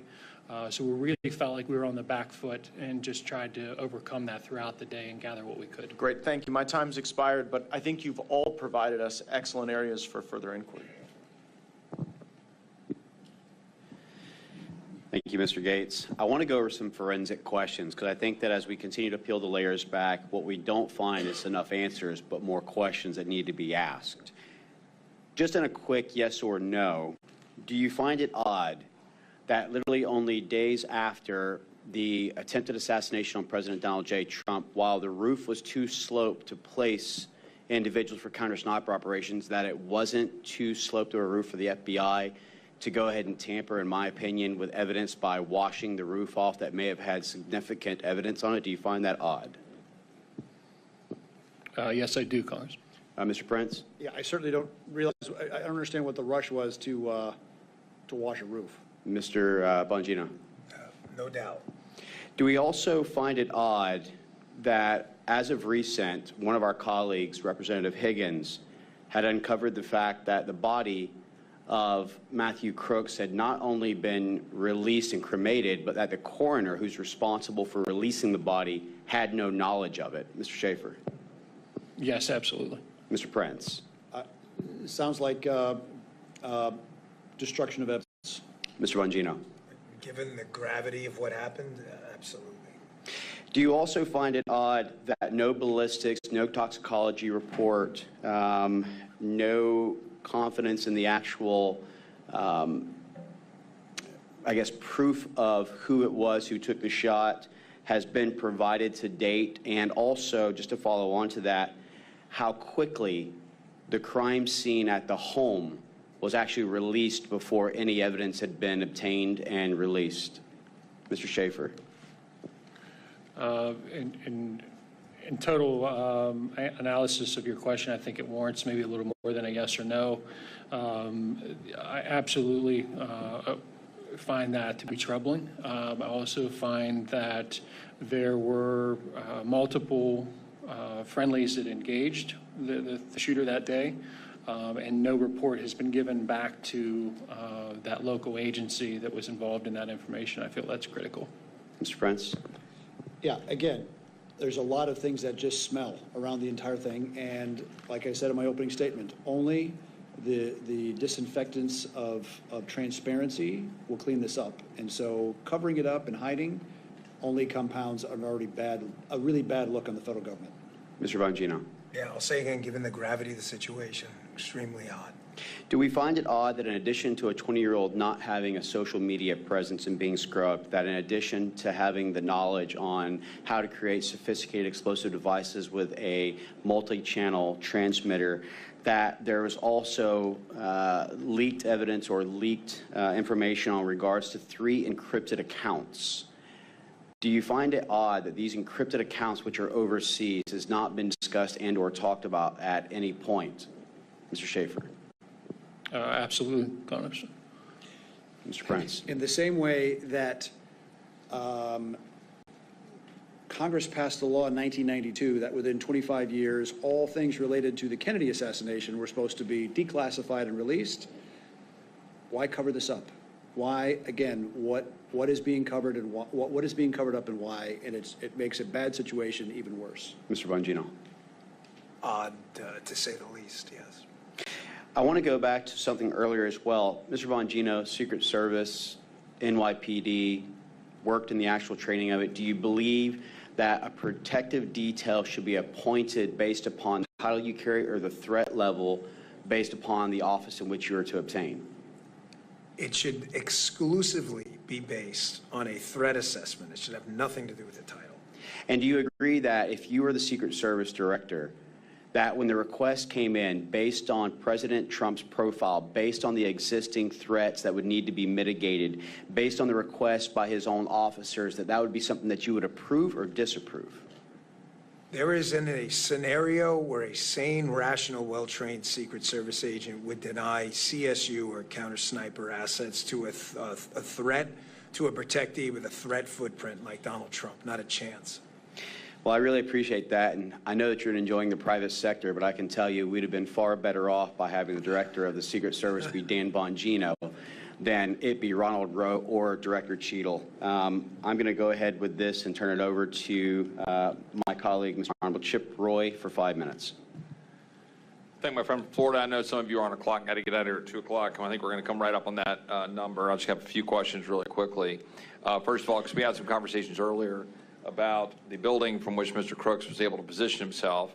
One of the things that's been talked about is the slope of the roof and all this nonsense. People, we've seen members, Clay Higgins, some of these guys been able to walk on that roof. One of the things that I was questioning about, nothing was deployed, given the extent that it was allowed to have the perimeter inside of that, and then allowed that guy to be able to get access to it, and all the stuff you're talking about with the rings, and they didn't even deploy anything like putting barbed wire up or anti-climb spikes or anything else, right? There was literally nothing put up to deter someone from being able to get access to those buildings. Is that correct, Mr. Schaefer? You were on site? Yes, Congressman, that is correct.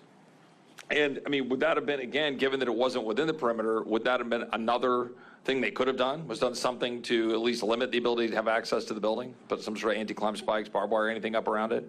Yes, there were multiple possibilities on how to defeat that or possibly take that out of play as a threat area. A question I'd ask Mr. Prince, you raised the defunding question.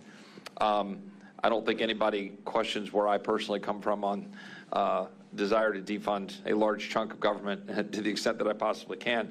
But that being said, I think it was Mr. Gates who laid out the extent to which you're viewed as basically a war criminal if you dare, raise those issues. But the real issue is, right, it's always the threat of shutdown, right? It's like, oh, things will shut down. And so this is my actual specific question. The psychology is always reversed. It says if you take the money away from the Secret Service in this case, or let's say we're talking about Border Patrol and dealing with the border. We had Mark Morgan here earlier. Anything we do to say, hold on, no, we're not going to give you this funding unless we get X. And then the other side says, well, you're taking away the funding from the thing you say you want. And i.e., we want a competent Secret Service. What is your response to that as someone who has been an effective and efficient manager of a large-scale organization dealing with security, to push back on that argument, which I think is a flawed argument? I have my own views on it, but I want to hear your thoughts. What made America great, what made our society effective in the first place was competition, was innovation and efficiency from the private sector. Government did not make America great. And so that is a fundamental difference in paradigm that needs to be settled at the ballot box. And even Republicans have to return to being they have to return to be the party of fiscal sanity, because even Republicans have been runaway spenders, prolific, and it is going downhill on one ski instead of on two skis. We've been going downhill. Mr. Schaefer, and this is a question that I don't know exactly what you're going to say to it, but as someone who's on the ground and familiar with it, was there anything, we have that video, which I'm not going to pull up for sake of time, where you've got the sniper sitting up on the roof behind the president, right, and seemed to be looking across the direction to where Mr. Crooks was located. Was there at any point any rules of engagement or any orders coming down from on high that prohibited those individuals from reacting, to the best of your knowledge? Because I'm trying to figure out what was in their line of sight. And again, that's speculative from my standpoint because I'm not there. Sure. So I can speak on both locations. So the north team, we'll call them, in the northern side of the buildings there, had a few obstructions visually to be able to engage them, to engage the shooter at that point in time. The southern team had a much better vantage point, and that speaks directly just to the location and proximity to where the shooter was located. However, going back to our earlier discussion about compromised authority, and Mr. Bongino can add to this as well, in that capacity, we don't need authorization. We don't need any other things other than the prerequisites for a threat to meet a deadly force response.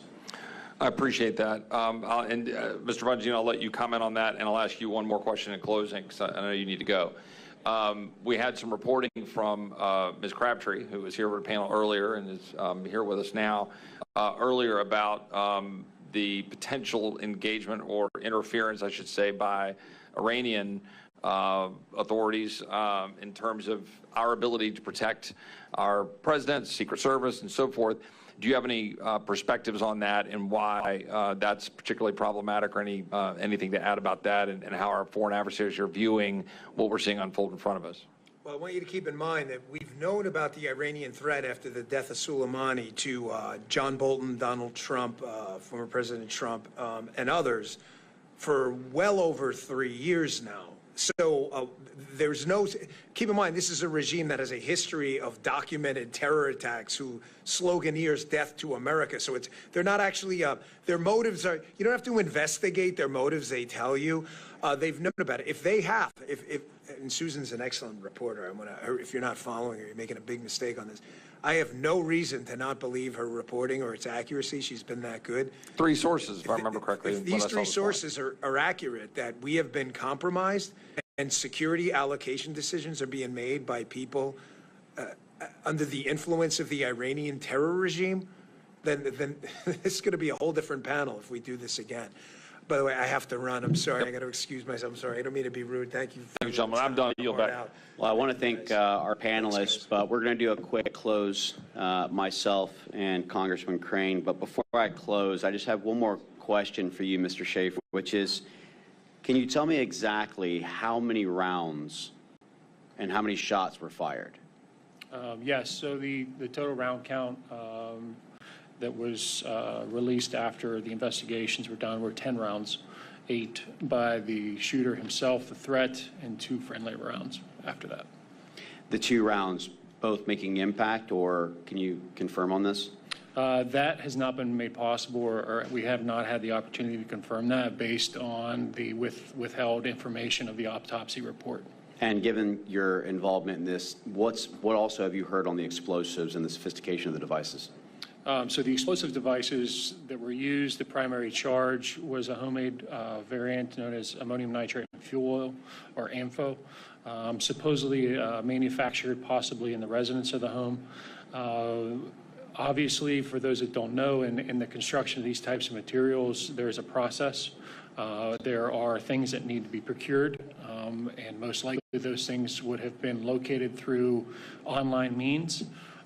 Which again leads to more questions, in this matter. And then the programming of those devices were done with a remote detonating device that was specifically designed for that purpose, most commonly used in the commercial fireworks market. So needless to say that these types of devices being bought would have brought someone up on an FBI watch list, potentially, very much so like the Pakistani individual who was arrested on July 12th, who had traveled to Iran prior to coming into Houston, would have been on that FBI watch list. I want to just thank everyone who's here today. I want to thank everyone who is watching and participating in this. Needless to say, this is the beginning of more of these forums. This is not going to be the only one. We need to get further transparency and accountability for the American people. What we know is that not only was it a catastrophic failure, but all of our subject matter experts and our on ground has confirmed the suspicions that we all know to be true, which is how much of this is criminal gross negligence, how much of this was potentially compromised and purposeful intent, and how much more information is the FBI, the Department of Justice, the Secret Service, and Congress going to be willing to obtain in an effort to try and go ahead and provide this to you, we the people. I think that it's key that we not hide behind the lowest levels of classifications behind closed doors in any of our committees, understanding that Congress and our salaries are paid for by the American taxpayers, our House is paid for by the American taxpayers, and therefore the information too should be available to the American taxpayers. I think that we look at what was the coordination efforts between ESU, HSI, and Secret Service. I think we get to the bottom of who refused, not when, not what, but who refused the surveillance drone, who refused to utilize the communications that were provided, who refused to provide the site security plan that would have shown all the available buildings. Was each individual building numbered, and was those indicated during the time of the actual security planning? Where is Thomas Crooks as far as the toxicology and all the other reports? Where was the white van, and what is the follow-up? Why was the FBI so early to release? And even Attorney General Pam Bondi, the former Florida Attorney General, said she had never seen in her time as the Attorney General a crime scene released at such a rapid pace. What was the coroner's understanding of when the body was released, why and how?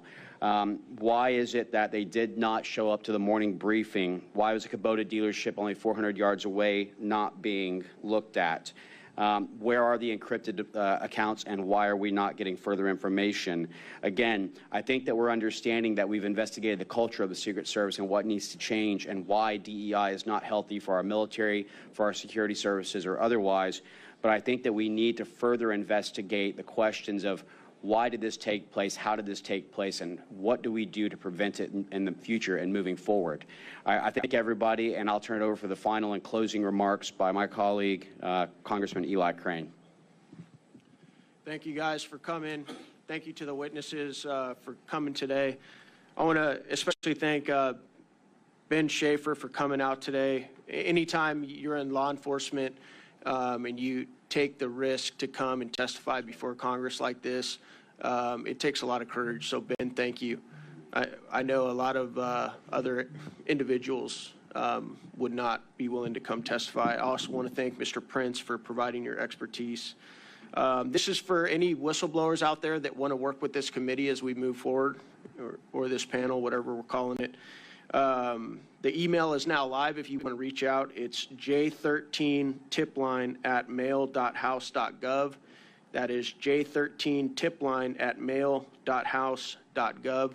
Obviously, a big part of this panel and, how much success we have or don't have is going to, rely on whether or not we have people who are willing to whistleblow and come talk to us. And one of the reasons we're doing this, obviously, is because we don't want this to be memory hold, and that's what we see going on right now. It seems like the news cycle moves so fast that, this feels like it was 10 years ago already. And unfortunately, if we're going to make sure this never happens again, we need to stay on top of this. We need to keep it front and center, and we need to keep asking questions. And so that's why we're doing this. We'll continue to do it, but because we don't have subpoena authority and power here, we're going to need to rely on whistleblowers. So if you guys want to come talk to us, we'd love to talk to you. That's the place you can do it. Thank you guys so much for coming. We really appreciate it. Mr. Chairman, I just want to close with one last thing, which is just, we talk about this, we talk about the president. We've certainly, go ahead and put him up there. We just want to make sure we honor and respect the passing of Mr. Comparator. And we're going to keep seeking the truth, but someone died that day, and that's why this matters. It goes beyond just the assault on the president, but a man lost his life. Yield back. And with that, we'll go ahead and once again thank everybody for what you've done. Thank you, Mr. Prince. Thank you, Mr. Schaefer, Mr. Bongino, who've done an amazing job, and to all my colleagues who are willing to come forward and not be silenced. That's why this website's so important. We look forward to holding a follow-up forum with new information, as well as if we have other witnesses who are willing to come from earlier that's going to come before our forum, so we will be doing this again. And again, let's do this to honor Corey Comparator, who has fallen. Let us not forget the significance of August 26, 2021, and our fallen 13, and let's continue to seek and find out the truth. Thank you so much for your time.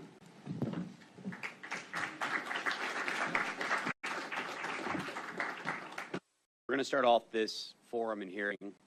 I want to thank our guests for being here today and our subject matter experts. I also want to thank Representative Bob Good for being in attendance. The purpose of this hearing is to ensure that we have the ability to ask the questions that are necessary to get transparency on the attempted assassination of President Donald J. Trump in Butler, PA on July 13th. In this hearing, we will identify a lot of the actual failures, but I will be first to tell you that given the fact of the untimeliness and which point this has been conducted, you will see at this stage where I think that criminal gross negligence and purposeful intent will be indistinguishable. There was a lot of things that we can point to as critical failures. As the United States Congressman for Florida's 7th District, I had conducted at least 1,000 of these advances in my lifetime with regards to the State Department and others. And I can tell you, having worked on a counter-sniper team, having worked on an advance team, that there are critical failures that need to be identified so that the American people can understand the transparency of it, but also to raise the questions and awarenesses of why. That is the intent of this entire hearing, is to get to the why, get to those who are responsible, bearing in mind, responsibility and accountability are two very different things. This is not an I'm sorry, I'll resign, I'm finished. This is a get accountability to pursue either purposeful intent or criminal gross negligence. The questions that we have to ask is, why was a venue such as the one selected not having the adequate security? Why was the higher vantage points not covered? Why was there not a either comparable or compatible communication system or a joint operations center established? Where was the security plan, the comms plan, the data range cards? Where was the actual overwatch?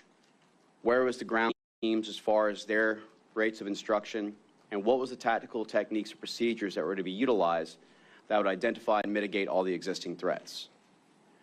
I think that this is just the start as we continue to unpeel the layers and layers of why was there not an early morning briefing with all to ensure communications and last-minute security plans? Why was the surveillance drone not utilized, even though it was offered? And who ultimately is responsible and will be held accountable for one of the truly most life-changing incidents for a lot of us, where we almost lost the former president of the United States? I think that it's easy to see why an independent investigation is needed. I think that we understand that if this was to have been conducted correctly, then July 14th, we would have had immediate subpoena to get the security plans, comms plans, the motorcade operational plan, the actual counter-snipers range fan data cards, and started questioning the individuals independently to do corroborations of fact-fiction boards to see what's going on. But we hope with the continual failures within the federal government and the lack of transparency that's been provided to date, that this will help to be a benchmark of where we can move going forward to try and rebuild the confidence in your elected officials. That we will not hide behind low-level classifications, and that we will guarantee the transparency and accountability that the American people deserve. This panel that we have put together is also to acknowledge those who have paid the ultimate sacrifice. Today is August 26th, and I would be remiss if I didn't acknowledge our 13 fallen heroes in Afghanistan of August 26, 2021, and the sacrifice that's been made on behalf of a grateful nation. It's time for us to reflect on what the cost is of these freedoms, and I also want to acknowledge the service and the murder of Corey Competore, and let his family know that we are here, we are listening, and that we will get accountability. I want to thank our members that are here as well, and I want to just end with this. While this is the first hearing of its kind to come together, it won't be the last. And that this is a message to all of Congress, that if we are not selecting people based on meritocracy, that independent investigations such as this will continue to move forward, that there are members and conservatives who will not be silenced, and that we will continue to strive for accountability in government as well as for transparency for America. And so with that, I'll turn it over to my good friend and co-chair, the Honorable Eli Crane. Thank you. Thank you guys for coming here today. Can you guys hear me in the back? Awesome. All right, I want to also acknowledge and thank my friend and colleague Bob Good for showing up today. It's been nearly a month and a half has passed since Matthew Crooks allegedly scaled a roof in plain sight with an AR-style rifle only 140 yards from where President Trump was standing. He was then able to fire off multiple rounds, tragically killing Corey Competore while hitting President Trump within an inch of his life. That's a month and a half with frustratingly few answers and even less accountability for those who had a duty to protect President Trump. Many of the excuses that we've heard from those in leadership sound like hollow and pathetic attempts to gaslight the American people. This is also why Rep. Biggs and I have recently introduced legislation that would require the surrender of all Secret Service records related to the events of that day to be released. As a former Navy SEAL sniper, it's evident to me that many basic security measures were completely dropped, making President Trump extremely vulnerable. There's simply no excuse. I want to say thank you to my colleagues and our subject matter experts for joining us today for this forum examining the attempted assassination of President Donald J. Trump. It's clear that there was a complete breakdown of the security forces on the ground in Butler on July 13th. Today, we'll be examining how this breakdown in basic yet vital security measures nearly resulted in the assassination of former president and current nominee for the highest office in the land.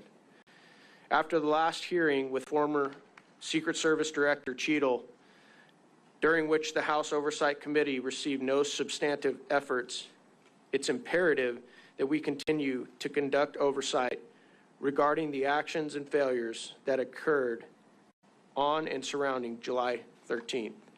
Accountability must be inescapable for those responsible. While coverage of the attempted assassination has all but disappeared from mainstream news outlets, we're committed to keeping our eye on the ball to ensure that this never happens again. I'd like to again thank our subject matter experts who are with us today for giving their time and their knowledge to help uncover the truth and bring all facts to light. Now I'd like to take some time to introduce each of these men and provide a brief summary of their relevant backgrounds and expertise. In addition to being a well-known political commentator, radio show host, and author, Dan Bongino is a former United States Secret Service special agent. In 2002, he left the New York field office to become an instructor at the Secret Service Training Academy in Beltsville, Maryland. In 2006, he was assigned to the Presidential Protection Division during George W. Bush's second term. He remained on protective duty after Barack Obama became president, leaving in May 2011. Mr. Bongino, thank you for being with us. Eric Prince is an American businessman, investor, and a former U.S. Navy SEAL. Hoo-yah. He is best known for founding the private military contractor Blackwater. Prince was commissioned as an officer in the United States Navy via Officer Candidate School in 1992. Prince graduated with Buds Class 188 in 1993. He deployed with SEAL Team 8 to Haiti, the Middle East, and the Balkans. Thank you for your time, sir. Mr. Ben Schaefer is currently an operator with Washington Regional SWAT, serving for nearly 7 years, and has served in critical military and law enforcement roles for over 20 years. Specifically, Schaefer has experience in canine handling with multiple deployments, developing training programs for the United States Marine Corps and other private security firms. Thank you, Mr. Schaefer, for being here. These men are experts in the fields and professions incredibly relevant to the events of July 13th. I believe they'll be able to provide this forum and the American people with insights that have otherwise not been received and the attention they deserve.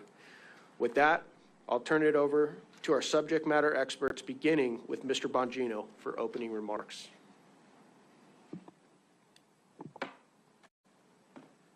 Well, thanks for your time. Thank you for doing this. Sound okay? Everybody hear me back there? Yeah. Great, fantastic.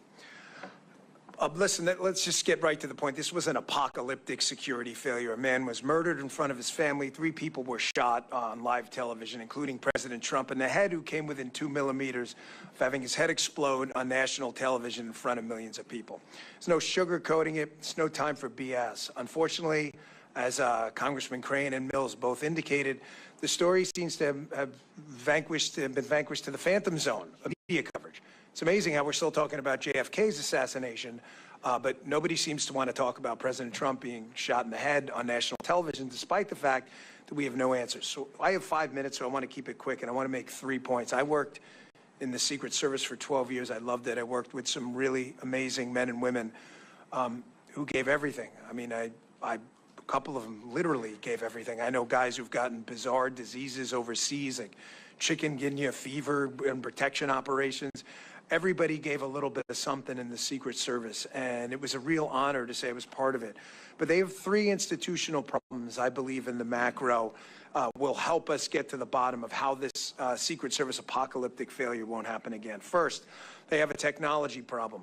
The joke in the Secret Service, which is sadly no longer funny when I was there, and it wasn't funny then either, is they rely on yesterday's technology tomorrow. Think about that. Yesterday's technology tomorrow. Everything from computer systems that waste agents' times, filling out time and attendance records they were doing, to Congressman Crane and I discussing the fact that they only implemented slings, a technology as old as the wheel, about, I don't know, 5 or 6 years into my time in the Secret Service, which is embarrassing. The weaponry was old, everything was old. These are things I would have talked about sooner if they didn't create a security crisis, and I obviously didn't want to air them publicly. Now you're seeing what happens when you don't have a drone up at a site you could have bought for $39.99 on Amazon. Second, another adage in the Secret Service, you've heard even the new acting director discuss, is the more with less approach. There is no more with less, there's less with less, okay?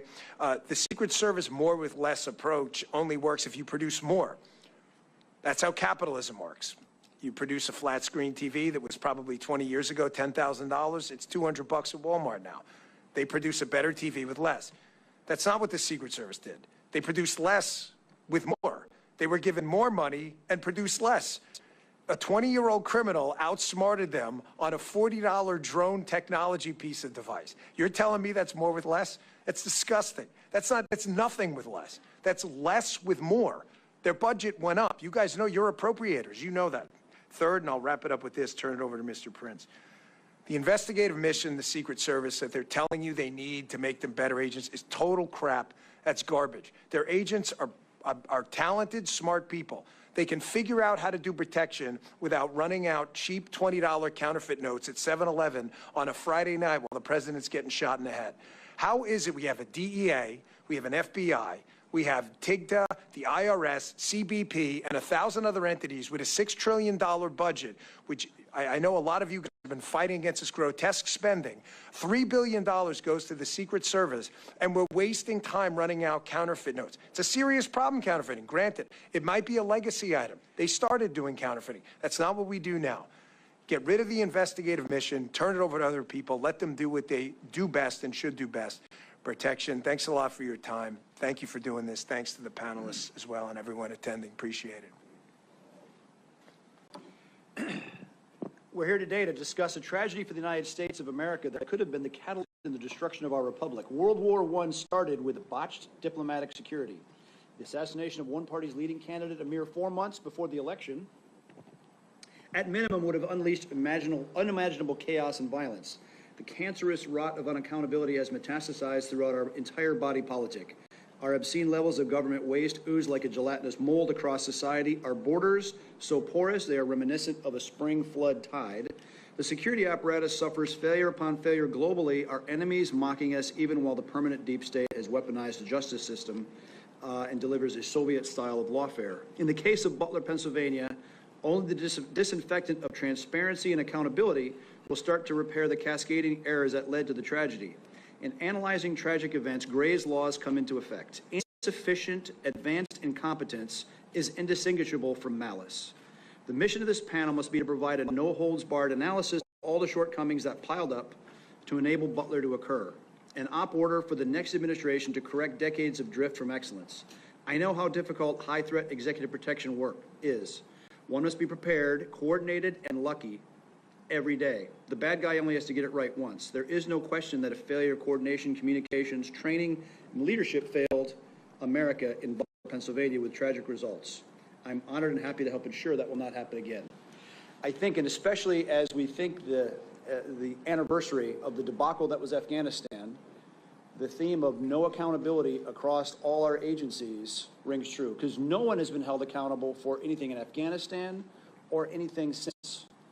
And I think a corollary is if we think back to the debacle that was Desert One, the attempted Iranian hostage rescue mission in 1979, ended terribly. 8 Americans dead, international embarrassment, didn't rescue the hostages.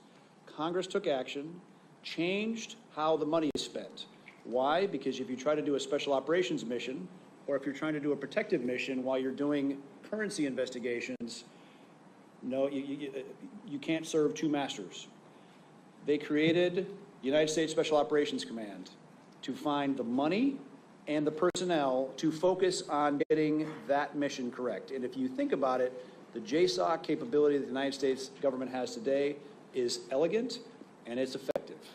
And until you change the money issue and until you put people in charge that are serious about this business, we will continue to have the kind of embarrassments, both listed by Jason Chaffetz before, and we dodged a bullet. Donald J. Trump dodged a bullet.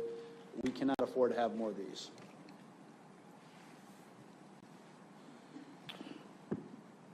Good morning. My name is Ben Schaefer. I'm a SWAT operator with Washington Regional SWAT Team. It was tasked for presidential support on that day. I just want to take a moment to thank everyone for the opportunity to be here today as you examine the assassination attempt on former President Donald J. Trump in Butler, PA. Before I begin, I feel compelled to also echo those condolences for all the victims that suffered that day and continue to suffer because of those tragedies. Since joining the Marine Corps in 2004, I have deployed, fought, and been recognized for exemplary service and performance in both Iraq and Afghanistan. I have provided security services to the President of the United States and other high-ranking members in the United States government. I have protected diplomatic persons, high-net-worth corporate clients, media personalities, investigative journalists, and the general public. I continue that work today as a SWAT team leader and executive protection specialist. I have been recognized on numerous occasions for my high level of professionalism, proficiency, and knowledge of all security measures while working in those fields. As I analyze what happened in hindsight and real time on July 13th, there's a few points that I'd like to talk or mention that haven't sat well with me or I haven't been able to reason. Part of that is in the communication conversation of what happened that day and the abilities or lack thereof. The ability to communicate quicker between agencies is definitely a shortfall. That was not optimized in what we'd normally see in a presidential support mission. This all led to an obvious delay in communication when we were beginning to target and respond to the threat that was Mr. Crooks that day. The lack of coordination between tactical element leaders and the Secret Service left ground elements in the dark and prevented necessary time to prepare for specific venue considerations and needs prior to that event. All Overwatch, sniper, counter-sniper positions should have had direct communication with each other that day at that entire rally. Some of the technical difficulties that have already been mentioned that I'd like to echo is the lack of drone coverage or drone overwatch that day, which left many danger areas exposed and severely, and I say that again, severely, impacted the ability to secure the venue and the event itself.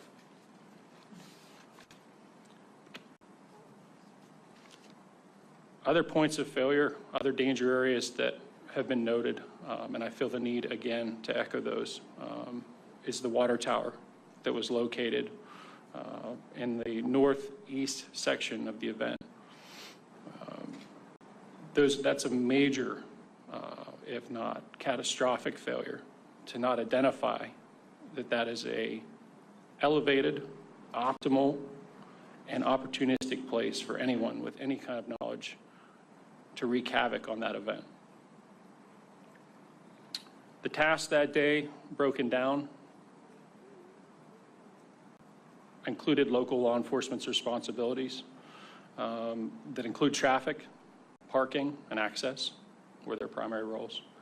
State law enforcement handled crowd control, medical support to those in need due to the